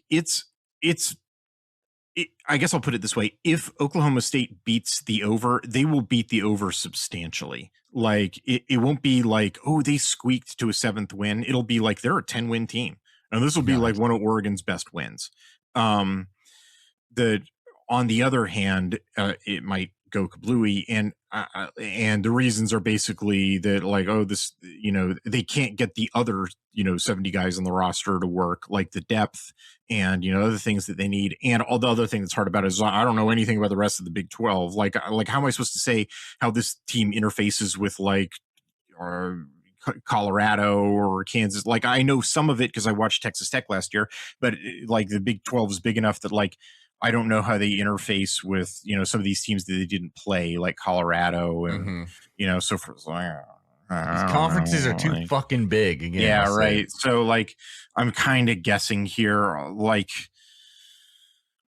I'm going to take the over. I like North Texas. Wow. I think this team's actually going to be kind of strong, and I thought the Big 12 was real weak last year. Like some of these teams that are ranked, I think are like Houston, nah. Like, but like, I mean, there's not like, there's a reason why Kansas, Arizona State, Kansas State, Iowa State, Colorado, UCF, West Virginia, like look at all these teams that aren't ranked in the preseason that are ostensibly power programs. Like there's one ranked, Houston is 23, and then there's Texas Tech that's ranked 12. Like, there's Oregon, they'll lose to Oregon, but then it's like Tulsa, they got a revenge game, they got an FCS game, and then they got a bunch of unranked teams. Like it is nuts. And I thought that North Texas was a really good team last year. Like honestly, I've watched more tape getting ready for this Oklahoma State game. I've watched more North Texas tape than of Oklahoma State tape because it's more relevant. Like wow, makes sense. Mean green, more like mean orange. Okay. Not just a music program anymore. I definitely like the green bird-themed uniforms more than the orange and black OSU-themed uniforms that I was watching. So the next game would be Portland State. I could not even find a season over-under for that. I assume every year I go looking for a Portland State podcaster to interview, and then realize that I am probably the most knowledgeable Portland State. Honestly, the closest we ever got to it, who was it? I think didn't we coach? We didn't interview the coach of Portland the Holy State. Grail has been Mouse Davis, who actually calls their games and is like a super important figure in the history of the college football, the run and shoot offense. But he's turned me down every time I've asked him. I cannot remember who we talked to, but I remember we talked to like the athletic director or something like that for like a 20-minute interview. It just wouldn't be appropriate for this sort of thing. I actually ran into Mouse Davis's old defensive coordinator in a bar when I was watching. It was after the Portland State Montana game, which they played in Providence Park last year. Nice. It was. So I went to the bar afterwards, and like the old defensive coordinator and a bunch of his defensive players were there for a get together. And I was like, I went and talked to the DC for a while. Fuck yeah. I like invited myself over to his table, and we went and talked ball for a while. It was great. I mean, that's awesome. I would have loved to hear that. So Portland State, we're probably going to win. Let's just leave it at that. I should think so. USC. Wait, didn't you want to make a prediction? Oh, you don't have an over/under for them. Yeah, we don't even know what it is. The only thing for Portland State I could think of is because they're probably going to lose like all their games. Like they have a really tough schedule. If you know anything about the FCS teams that they're playing, like they drew a really tough Big Sky slate. How about do we do this? Yay or nay? Will we hang 60 plus points? 60 won't get it for you. 60 plus points, Aaron. No, but we will give them a goose egg. Okay, I like that. So 60 plus, you said no, but a goose egg. I will say it's third game of the season. Because don't forget, there's going to be a point early on, second quarter even, where we probably won't see a whole lot of starters on the field in that game. Well, yeah, but that doesn't mean we're not scoring. I think that's going to be something where, like you were talking about earlier with Stein, I think Maringer's going to want to be doing some stat padding there, and he knows it's the time. So I'm going to say yes. Hith, do you think we're scoring 60-plus points on them? Yes. Yes. Wow. Okay. Do you think we're scoring 60-plus points on USC? Now, this is a really big one, obviously. They always have the hype. But they are starting to become more of or less of a laughing stock, maybe I should say. USC. We'll see. 8.5 is the over under there. Their chart is confusing to me because the yellow are the games they're going to win. Is that what? No, I think it's like a home. I think it's home or away. That's home away. That's not. I see. Yeah, and let me pull up it's kind of hard to see. So they're starting off San Jose State, then Fresno State, then Louisiana, the Raging Cajuns. They're over 8.5. They're a 10-win team. I hate to hear that, but it's possible. I mean, they're not going to beat us. They'll beat Huskies. Okay, I would like. They'll beat UCLA. They'll beat Michigan. They'll beat the Trojans. I would imagine like the Rutgers. Most USC thing would be like they lose to all Bulldogs. The actually talented teams. So let's say they're losing to us, they're losing to Indiana, which maybe not well coached, good teams. They're losing to Ohio State, so that's 3 right there. And then I'll tell you what, I bet you they're going to look dominant in every single game except those 3, and then also they'll lose to UCLA somehow. Like that's my prediction right off the bat. Brother. They are getting destroyed by UCLA. And I do believe they would be on the road for that. Yes. Well, yeah, they're in the Rose Bowl for it. Oh yeah. So I'm saying they're going under. They're definitely going under. And 8 wins would be no one's happy with 8 wins at USC this late into fucking Lincoln Riley's tenure there. I don't know. Maybe I'm being too optimistic with how bad they are, but Hith, do you think they're going over 8.5? No, I have them on 8 on basically exactly that same logic. Like, I mean, basically copy paste what you just said. Like, I do think that as I was saying earlier in the podcast, USC under Lincoln Riley, when he arrived, I think he basically made a bunch of roster management mistakes. I could go on for a while, or you could just read my article or listen to my podcast with Alicia about them. But I think he was making a bunch of roster management mistakes at the beginning. The reason it didn't quite bite them and were as successful as they were in 2022 was, as perverse as this is going to sound, because the guys he inherited from Clay Helton were kind of covering his butt in terms of those roster management mistakes. Amazing. Clay Helton was actually not a terrible roster manager. He just wasn't a very good coach. Riley's kind of the other way around. He's a bad roster manager, but a good coach. And so he could take the decent Clay Helton dudes, which, remember, they put a couple of like first round draft picks at the offensive and defensive lines, you know, who were Clay Helton guys.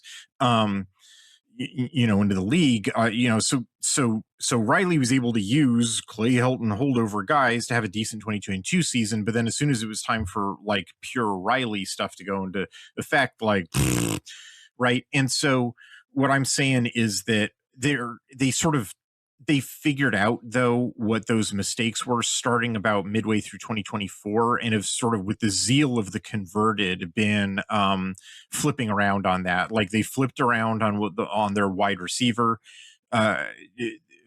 personnel management. Sort of take a little while to explain that. It would take a long time to explain their offensive line choices, but they've, like, zeal of the converted doesn't even begin to describe. Like, they do not even have a guy who started out at another school on the roster for the offensive line. Like, that's how totally homegrown it is. However, I still don't really think it goes into effect until 2027, because they're still sort of climbing out from the hole that he dug. Like, I still don't think their lines are good enough. I still think they're a big, yawning abyss at linebacker. And like it's sort of like their plan at tight end is to cross their fingers. So like I don't quite think this hits in 2026. And so extrapolating to the schedule, yeah, I think they lose their three toughest games: Oregon, Ohio State, and Indiana, and then they just have too many losable road games, and losable road games for Lincoln Riley. Like, yikes. Like, basically, in order for them to win 9 games, they would need to win every one of their road games against teams that might beat them. Those being at UCLA, at Wisconsin, at Penn State, at Rutgers. Oof. Which I know I just listed like at Rutgers and at Wisconsin is like, how could they possibly lose at Rutgers and at Wisconsin? I mean, listener, have you, looked at Lincoln Riley's road record? Like, Rutgers and Wisconsin could totally beat them like on the road. Absolutely. Like, so they would need to sweep all 4 of those games. In a world in which they lose to Oregon, Ohio State, and Indiana, they would need to sweep the road games against Rutgers, Penn State, Wisconsin, and UCLA in order to go undefeated. Oh yeah, and that also requires them to win the home game against Washington. So actually make that a 5 spot. They would need to win every one of those the 4 road games that I just said, and they have to win the home game against Washington. They're not going 5 for 5. I agree. The schedule is just too tough. Like, Yeah. Now let's talk about a team I find myself kind of rooting for. It could be fun. UCLA 6.5, which is what they're sponsored by Michael Jordan now. They're sponsored. Yep. Apparently, I'm looking at a Jordan logo right now. Jumpman down there. UCLA 6.5. They got some out of conference games against Cal, of course. San Diego State got then we got like Purdue, Maryland, Oregon, Wisconsin, Nevada's on this. USC, like we said, but hey, they're also missing Ohio State. They're missing Indiana. They're missing not Oregon, but still that's pretty good. Aaron, 6.5. You think they're going bowling? Some optimism, some hope for the future here with a new coach. Under. I knew I'd get you by doing the reverse hype. Do I think they're going to get 7 wins? That would be quite a heartwarming story. And in 2026, I'm not going with that. I'm going under. I'm also following you there. It's just a bit too much for the rebuild here. It's a bit too much. Bit too much. Hith, what do you got here? 6.5 for the Bruins. I got the over. Cool. I mean, I think basically, they should have hit the over last year. And it was only because of, some stupid problems that they didn't. Basically I understood why they fired Deshaun Foster. They basically should have done it previously. But like they having that's a long story. Let me ask you this, Hythloday. Yeah. In your prediction of over, are you presuming they will beat USC, or is that not factoring in? I'm actually, even in a world in which they lose to USC, I'm giving them the over. Okay, fascinating. It's just what I'm saying is that on their fundamentals, like even prior to Chesney, like even if this was still a Deshaun Foster coached team, with the teams that are on their schedule, like what their fundamentals were, it's because they're a West Coast team. With the West Coast talent that they have on their team, with their profile versus this schedule, is about a 7.1. And my predictive algorithm is about a 7.1 win team. When you look at just their home slate, that's pretty good for 7. Yeah. Like I could absolutely see them winning all of those games. and it's just because like they match up against these types of teams really well. Like remember in 2024, like they beat Iowa. right? Yeah, it's crazy. because like they match up against teams like this, pretty well. They got in their own way last year for basically administrative reasons, and now that's what was their biggest Achilles heel, like their administration's underheadedness, is now maybe their biggest asset. So like I think that's sort of, now they do continue to have, I think, sort of structural problems on the lines, which is why I'm not saying like, oh, look out, this is Cignetti in 2024, like they're going to take the conference by storm, give them like 10 wins. Like I'm not saying that. Like I when they play teams that are actually tough, the tough teams are probably going to beat them because like their offensive line they're probably going to play like 3 to 4 starter or transfers on the offensive line. That's going to cap them. Like they really don't have any depth at defensive tackle. That's going to cap them. So like, yeah, they're not going to beat good teams. But like, look, I mean, look at the schedule, man. Yeah. Like San Diego State, Purdue, Maryland, Wisconsin, Michigan State, Nevada, Minnesota, Illinois. Like, yeah, it's just sort of a West Coast team that's not incompetently coached, which like Bob Chesney is not incompetent, like should tear up the schedule, and most of it's at home.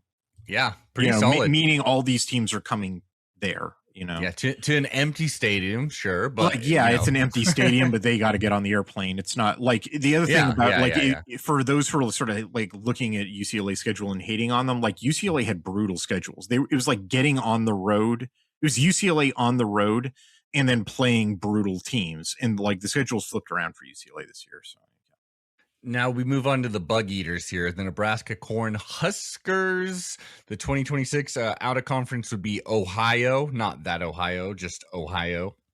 Bowling Green and North Dakota. Okay, pretty dang good. They also seem to avoid not much. Oh, they play Ohio State, they play Oregon, they play Indiana. Those are some. Yeah, and also Matt Rule is like they have games that should be winnable in November. Like, frankly, this is a team that should be able to beat like Illinois and Rutgers and Iowa. Like I've looked at their talent level. They should be able to beat Illinois, Rutgers, and Iowa. They're definitely going to lose to Iowa because they always do.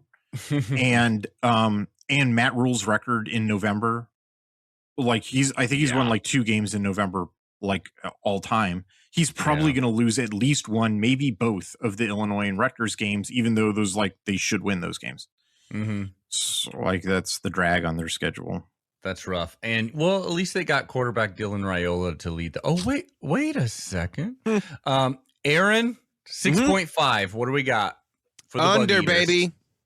Under makes sense. You just feeling that? You feeling that vibe? Feeling it. I might as well. I'll mix it up. I'm gonna say they win all 3 of their out of conference, and then 7. Dang. I probably shouldn't be optimistic, but eventually it's got to work out for them where they get to a bowl game. I'll go over. Why not? What's the number? 6.5. 6.5. It's a pretty good number for them, actually.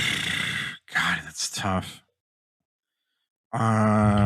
Yeah, I think they'll get to 7, but like that's what I just did the Nebraska recording like last week. This is what we were talking about. It's like it's pretty easy to find 6. You can get to 7, and then like it's really hard to find win 8. Like that's where the bar. It's really hard. And I'll tell the little thing about Nebraska is that like what's really frustrating about predicting this team is that they build this enormous roster that has a bunch of talent on it, and then they don't play it. Like they don't play their talent. And I feel like they've been making personnel decisions that are wrong, and not just, but not wrong. Like it's, you played this guy, not that guy, but specifically like you have extra guys who would have gotten you out of this jam, but you keep going back to this one. It's like they have a full tool belt, but they just keep pulling out the screwdriver. And it's like, no, that's a nail. Hit that with your hammer, like over and over and over. And so it's like, it's easy to find like 6 teams here that are like, oh, well, that's a screw. They should be fine there. And then you start running into other teams that are like, oh, I don't think that's what's difficult to make predictions about this team. It's like, I know you have the tools to beat this team. And so it's like, what do I believe about you? That's what the conversation that I had with Jed was like. We just kept coming back to the same question over and over, where Jed was like, well, they've got the tools to beat this opponent, so therefore I believe that, they'll bust them out in 2026. And I kept saying, I know that they've got the tools to beat it, but they had those tools in the previous years and they never used them. So like, what am I supposed to predict? Yeah, that's how it goes. At Illinois, we're playing at Illinois, who has a 6.5 win total here.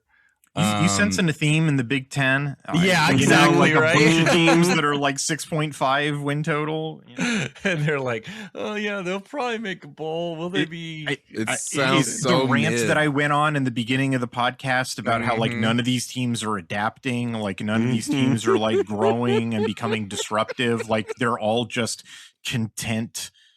That's why I think they're all and so losing. The win totals are all coming through at like 6.5. Yeah. Yeah, I mean that's why they stay in the Midwest. They don't join the. We all know the coast is where it's at, and they're just kind of settling in the middle there. Aaron starts off with UAB, Duke, and Southern Illinois. Immediately he goes under. As will I.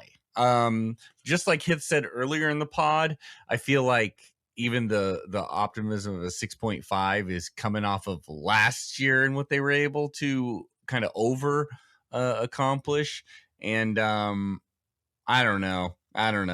Like, well, this is a tough one actually, because their schedule outside of Oregon and Ohio State, it ain't bad to get to 7. It ain't bad at all. And in fact, why the fuck not? I'm changing going over. Your fucking. I'm changing it. Once I actually looked at this schedule, it's there. It's there. Why not? Yeah, hell yeah. Over. Hard over. Hith, where are you going? 6.5. Under. They're basically this is like kind of a reset year in terms of the roster for Illinois. Like they're replacing their quarterback. They're replacing almost the entirety of their offensive line. They're replacing most of their receiver core, and their defensive line like got gutted. Like they're going through a scheme change, and basically they had most of their defensive front poached. They do return a couple of pieces in the secondary I like, but not enough. It's not enough for them to get to a bowl. You see, listeners, this is why you go over to Addicted to Quack and you listen to Never Rains on this podcast instead of just listening to some dumbass like me shout out things that I think I know about Illinois. Listen to someone I who's said under too, so they should still tune in because I'm correct. Because you're correct, but it helps when you actually look at the roster. You know what I mean?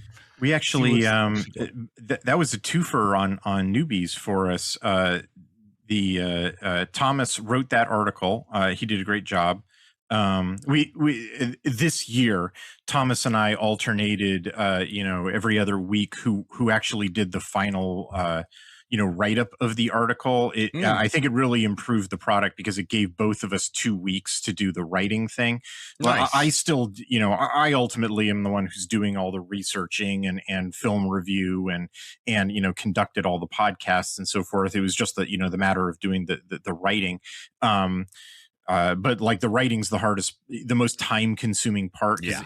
But we introduced these roster blocks. Like it's a way of visually presenting the most tedious information of like, here's listing all the comings and goings. And so like, I ran it through an analysis engine. It basically indicates that it makes the articles about 40% faster to read because it just like instantly visually presents with like color coding. And also I selected the colors to be friendly to those who have color vision impairments, so that you can just like quickly look and see who's coming, who's going, what we thought of those guys. And so that it's just the discussion that's presented in prose form.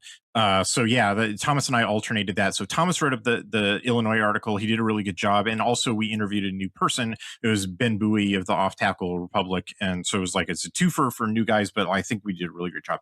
And yeah, we can't, like, Thomas made up this chart at the very beginning. That's what I started talking about. And I realized I was a twofer. That's why. But Thomas made up this really great chart of the transfers into and out of the Illinois program. It's at the top of his article, and it's like all of the talent going out of that's transferring out of the Illinois program is transferring out to other like power conference programs. Like power conference programs rated Illinois for their talent. It basically looks like Oregon, right? Where like if you played for Oregon, you wound up in other power conference programs.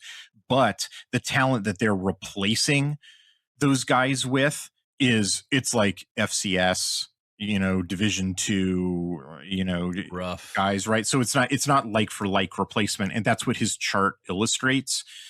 It's like he leads his article off with this like great visual, summary of that's the problem. I'm surprised like, way to go, Thomas. Bounce. Yeah, that would have been time. Way to go, Thomas. That's great the kind work. Of where you have like 2 weeks to work on an article. You come up with an idea like that. Like, hey, way to go. Hell yeah. Northwestern. Oh boy, Northwestern. 5.5. Chip Kelly is the head coach. That's something.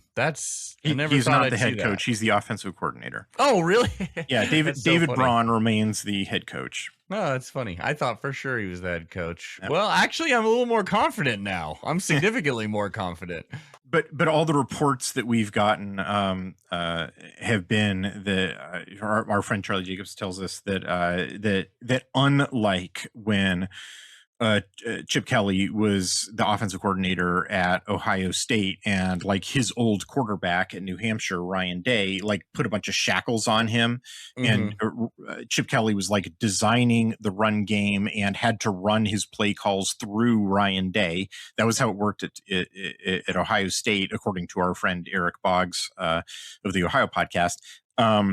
What Charlie Jacobs was telling us was like David Braun, who's a defensive coordinator. That's how like Pat Fitzgerald hired David Braun like a couple of months before Pat Fitzgerald got fired. So like David Braun, took over the program. David Braun's like the defensive guy. He wants to be on the defensive side of the ball. He wants to just surrender the offense to Chip Kelly. So like, when you kind of, flubbed it and said Chip Kelly's the head coach, it's like, you might have well have just said head coach of the offense. Like that's, that's what, by all reports, that's what Chip Kelly's going to be.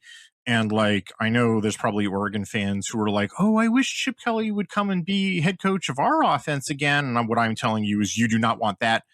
You do not want that. If you tried to get in the car and drive, I would take away your keys. You'd be like Sir Smooch a lot when you sent that comment.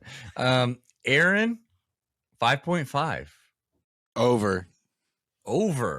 Why is that? You're usually a Chip hater. I think it's going to be a weird season for them. I don't know what's going to happen, but I think by the end of the year, I'll have like a different view on old potato.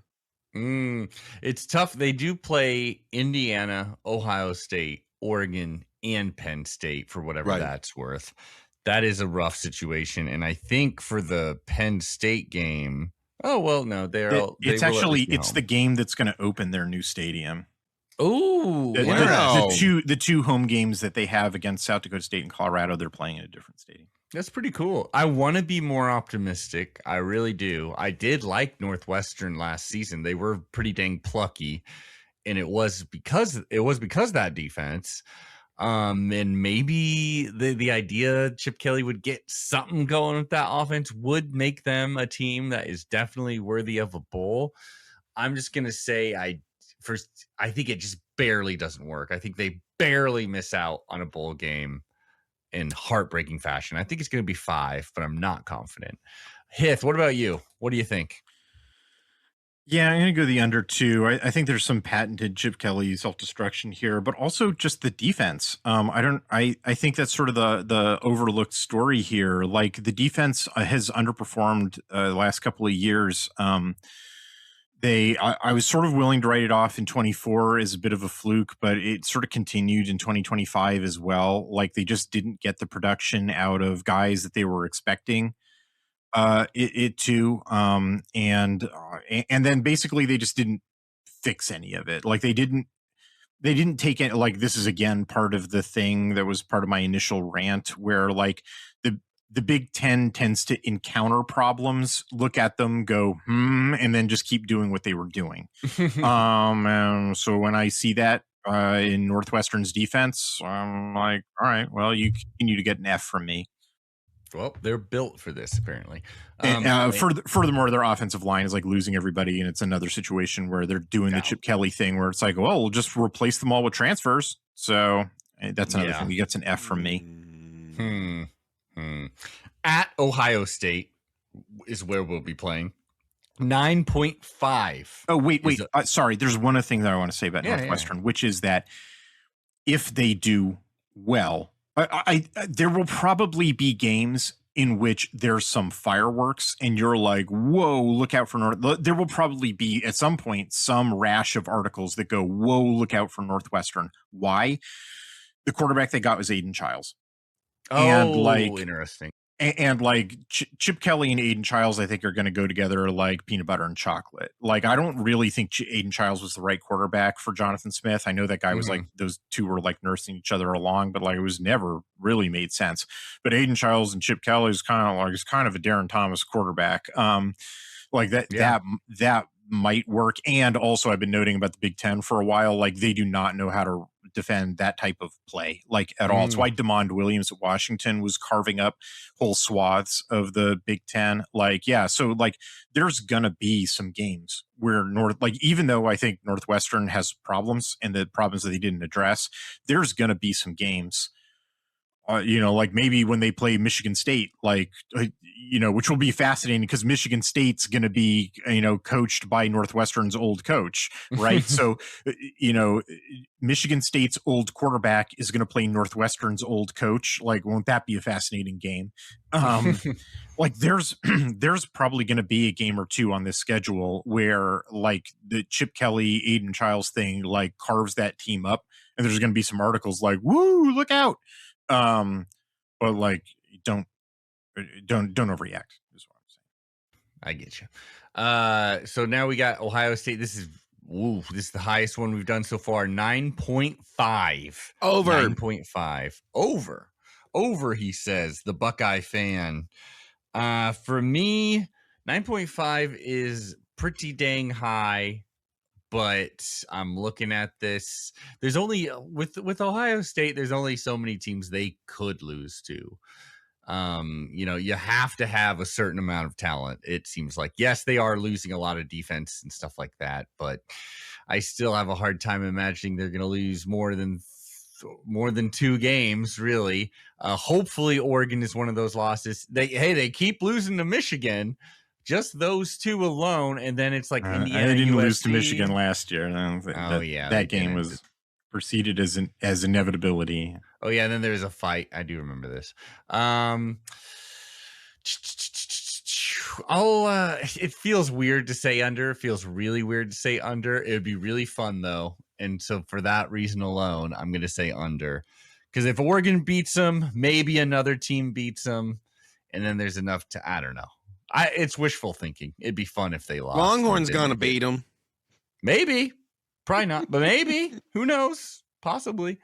Hith, this is an interesting one. What about you? What do you think? 9.5. I mean, it is interesting because I think this is actually one of the toughest schedules the Ohio State has played, like regular season schedules, since I've been studying them, and I've been studying them a long time. Because I think they've got potentially like 5 losable games. Not that's different from saying games that I am predicting them to lose, but games that are possible for Ohio State to lose. And there's not a lot of games that it's possible for Ohio State to lose, but like they play at Texas. They honestly, they play at USC.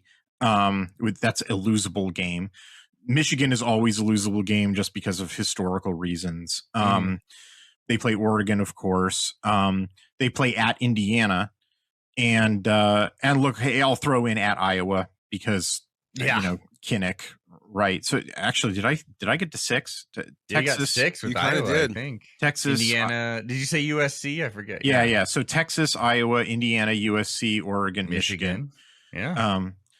Interesting. So like half of their schedule is losable games. I think that's probably what Vegas is looking at when they gave 8.5 is like if half your games 9.5. Yeah. If half your games are losable, then like putting the line as 3, or do you think 3 of them are half of them are gonna be losses or not? The other thing that I'll note about Ohio State that I think people are sort of like really whistling past is that they had no run game last year. Like their offensive line has not been good.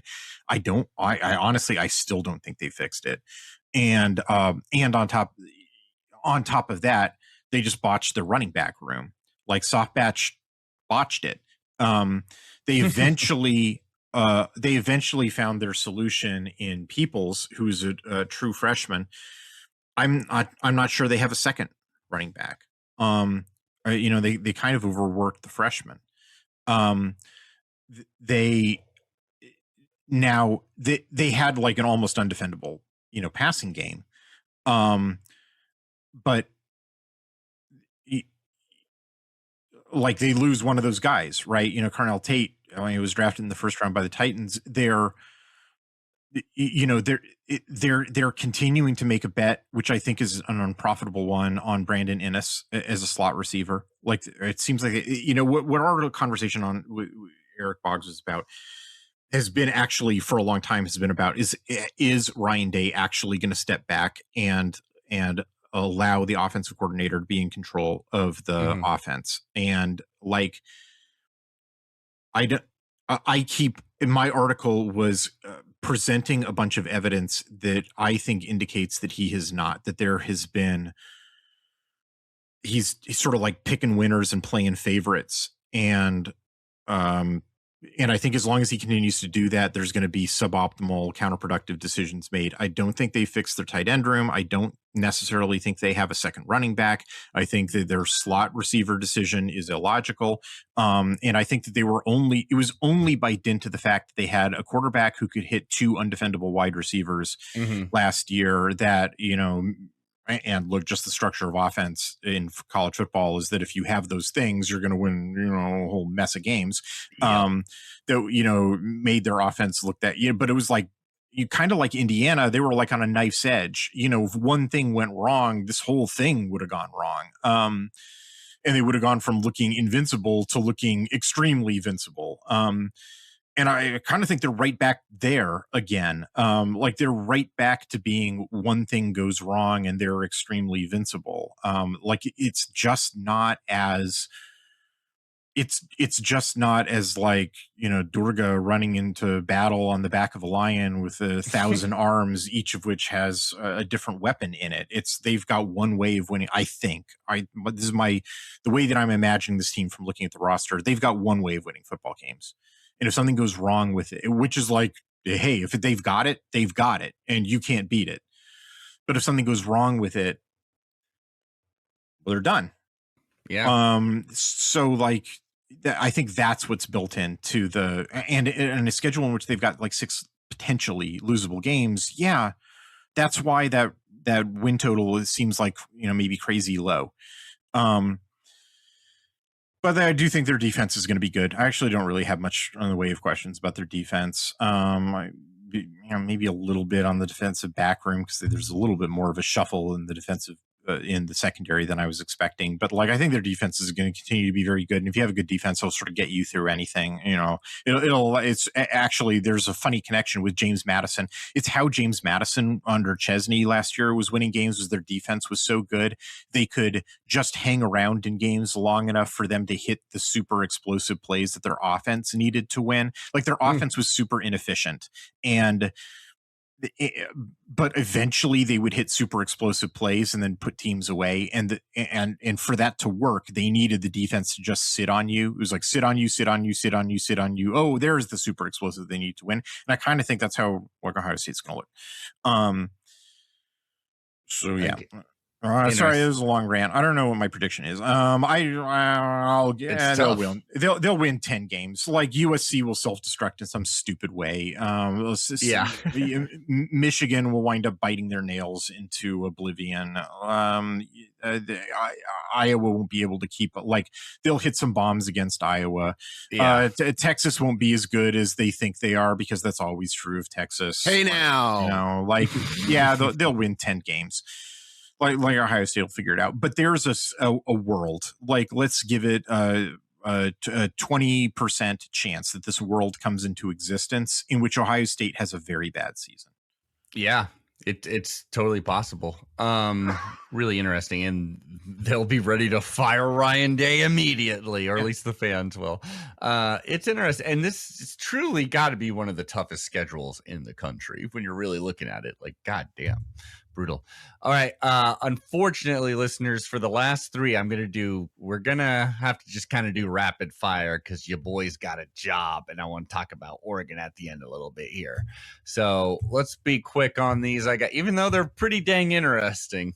If you want more on these teams, please go over to Addicted to Quack and listen to It Never Rains on this podcast, where Hythloday talks extensively with ball knowers of these teams.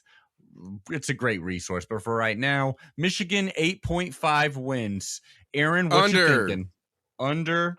Kyle Whittingham is there now. I do not think it is enough for 9 wins, though, immediately. I'm also going under. Pretty dang optimistic. I mean, I know their schedule it's not crazy easy. They got us. They got Ohio State. Hyth, 8.5 over under. That one's tough. What's funny is that they basically kept the entire roster. It's just a coaching staff overhaul. Yeah. I think they've got the talent to do it. It's just a question of what the schedule is, and the schedule's pretty manageable. But it's like the schedule's it's like they have 8 really easy games and 4 really hard games, right? They have Indiana, Oregon, Ohio State, Oklahoma. Give me the under. Yeah, that is a tough. I think Whittingham's a little more of a program builder, but like I think they're pretty easily going to win like 8 games. Like it'll be easier for them than last year looked. Yeah, I'll tell you this: the one thing I know they definitely won is the season graphic, because that's the best one I've seen. Oh, dude, you don't even know. I had to cut it off. It also shows like Ann Arbor in that digital kind of way, like that 2-pixel way. They definitely won. Yeah. It was great really video game look. Took me right back to Troy Aikman football. Hell yeah! At Michigan State is where we'll be playing. 4.5 wins. Wow. Yeah. We got like Toledo. I forget who the second game is. I mean, for a 4.5, that dude looks a little too tough. Yeah, he does look pretty tough, doesn't he? We're going under because fuck that guy. Under. I mean, I get why they're not very optimistic about the team in general, but I have seen some winning. Fitzgerald, yeah. Okay. I mean, dang, dude. I think that schedule ain't too bad. I know they're in rough shape. No, it is bad. Like, yeah. Why not? I'll go over. You need a surprise every once in a while. I mean, honestly, I can't find the 4th win. Like, I don't think it's I mean, I like talking to our podcast guest John Schopp, but he's trying to gas up, like a Michigan transfer receiver who like wasn't playing last year. Like they got nothing on this team. Like 2-win team. I hope you're as pessimistic for this next one. Washington 7.5. They actually do got some 7.5 after their QB decided he did in fact want to be there because he didn't want to get sued. The court-ordered quarterback. Yeah, that's such an insane situation. That kind of shifts it a little bit, huh? 7.5. What do you Over. got? Over, he says. They're starting against Wazoo. I love that. They're also playing Eastern Washington. Would love for them to get beat by both the Washington schools. They got Oregon. They got Indiana. Looks like they got Penn State as well. Yeah, but they got Penn State at home. They'll win that one. They're getting more than 7.5, unfortunately. I wish I didn't have to say that, but they are. What about you, Hith? What do you think? Yeah, this home road split is just way too favorable for Washington that over under is that's way too easy of a pick. Like they have a super easy non-con and a very favorable home road slate. Like we always stumble upon one that seems like Vegas got it wrong, and I gotta say this looks like the like even assuming, like I don't even think that this is a safe assumption, but even assuming that USC beats them like on the road, or like what's that, 3 losses? USC, Indiana, Oregon that you can just pencil in. Mm-hmm. And then you still get a loss somewhere in there and to cover. Like that's pretty dang good. Yeah. Unfortunately. Hopefully they're unsatisfying. And then this is it, y'all. This is the final prediction. Obviously, Oregon, 10.5. Ain't that nuts? Fudge out of here. This is a 13-win season, baby. All right. So over for Aaron, obviously. Now, I'm just going to be like, I'll just assume we lose to Ohio State on the road. Don't even say these words. That's pretty easy. I mean, I know. It kind of means nothing nowadays with the expanded playoffs, but probably going to lose to Ohio State. After that, I mean, there's plenty of teams that could beat us. We know Portland State gave us a run for our money not too long ago. 10.5 is so fucking high. Obviously, this team is really good, really talented. This could be our year. Yeah. Dude, I'll tell you this. I'm going to go crazy. We're winning the national championship this year. Yeah. We're losing 2 games in the regular season. No, that's cray. I'm going under. You're going to think, oh, no, everything's terrible. Everything's gone when we lose those 2 games and we don't make it to the Big Ten championship. But then we're going to turn it on. We're going to boat race everyone else and win our first natty. Hith, what do you think? 10.5, insanely high, but makes sense. I mean, I've got the over. I mean, Dan Lanning doesn't lose Big Ten games. Like that's right. It's true. We only lose to national championship. Right. Oregon only loses to national championship winners, and there can only be one national championship winner. So you have to either be in a national championship that season or be Oregon State that one time. We got Oregon. Hey. That's good news. And Oregon State's not on the schedule, so thank God. Oof. Which is crazy. I continue to keep up with Oregon State. Like I get all their games every year. I do the roster updates for them, like just in case at the last minute they change their mind. Like, yeah, no, absolutely. I love Oregon State. I mean, I pay attention to all the former Pac-12, not this new Pac-12. I think we should have an exhibition game every season with them for the Platte as a fun. I mean, I think we should play every year. I think instead of the spring game every year should be the Oregon State game. Exactly. Or I was thinking something where like deepest bench players are the ones that get to play. Well, I'm also afraid that like they're going to like knock out our quarterback if we do that. You know what I mean? Well, that's why we're doing deepest benched players. There you go. It doesn't matter. Fodder. Once again, thanks so much for joining the pod, Hith. You simply have to check out Addicted to Quack, and it never rains on this podcast. Also, while you're on your podcast app, follow the Quack 12 podcast. Give both of these podcasts 5 stars. Helps people find the show. Follow us over on YouTube as well, and on Instagram. We love y'all. Thanks for joining the show, Hith. It was my pleasure. It was great talking to you guys. The next thing we've got coming out, this week we've got the Wisconsin article that's coming out. But then after that, it is the Oregon preview to cap the series. Always popular, and then it's on to Boise State, and the season begins. Crazy stuff. Aaron, it's been a pleasure. Always a pleasure. Always a pleasure. And we'll see y'all next week. Quack, quack. Same duck time. Same, you get it. Bye. Quack, quack.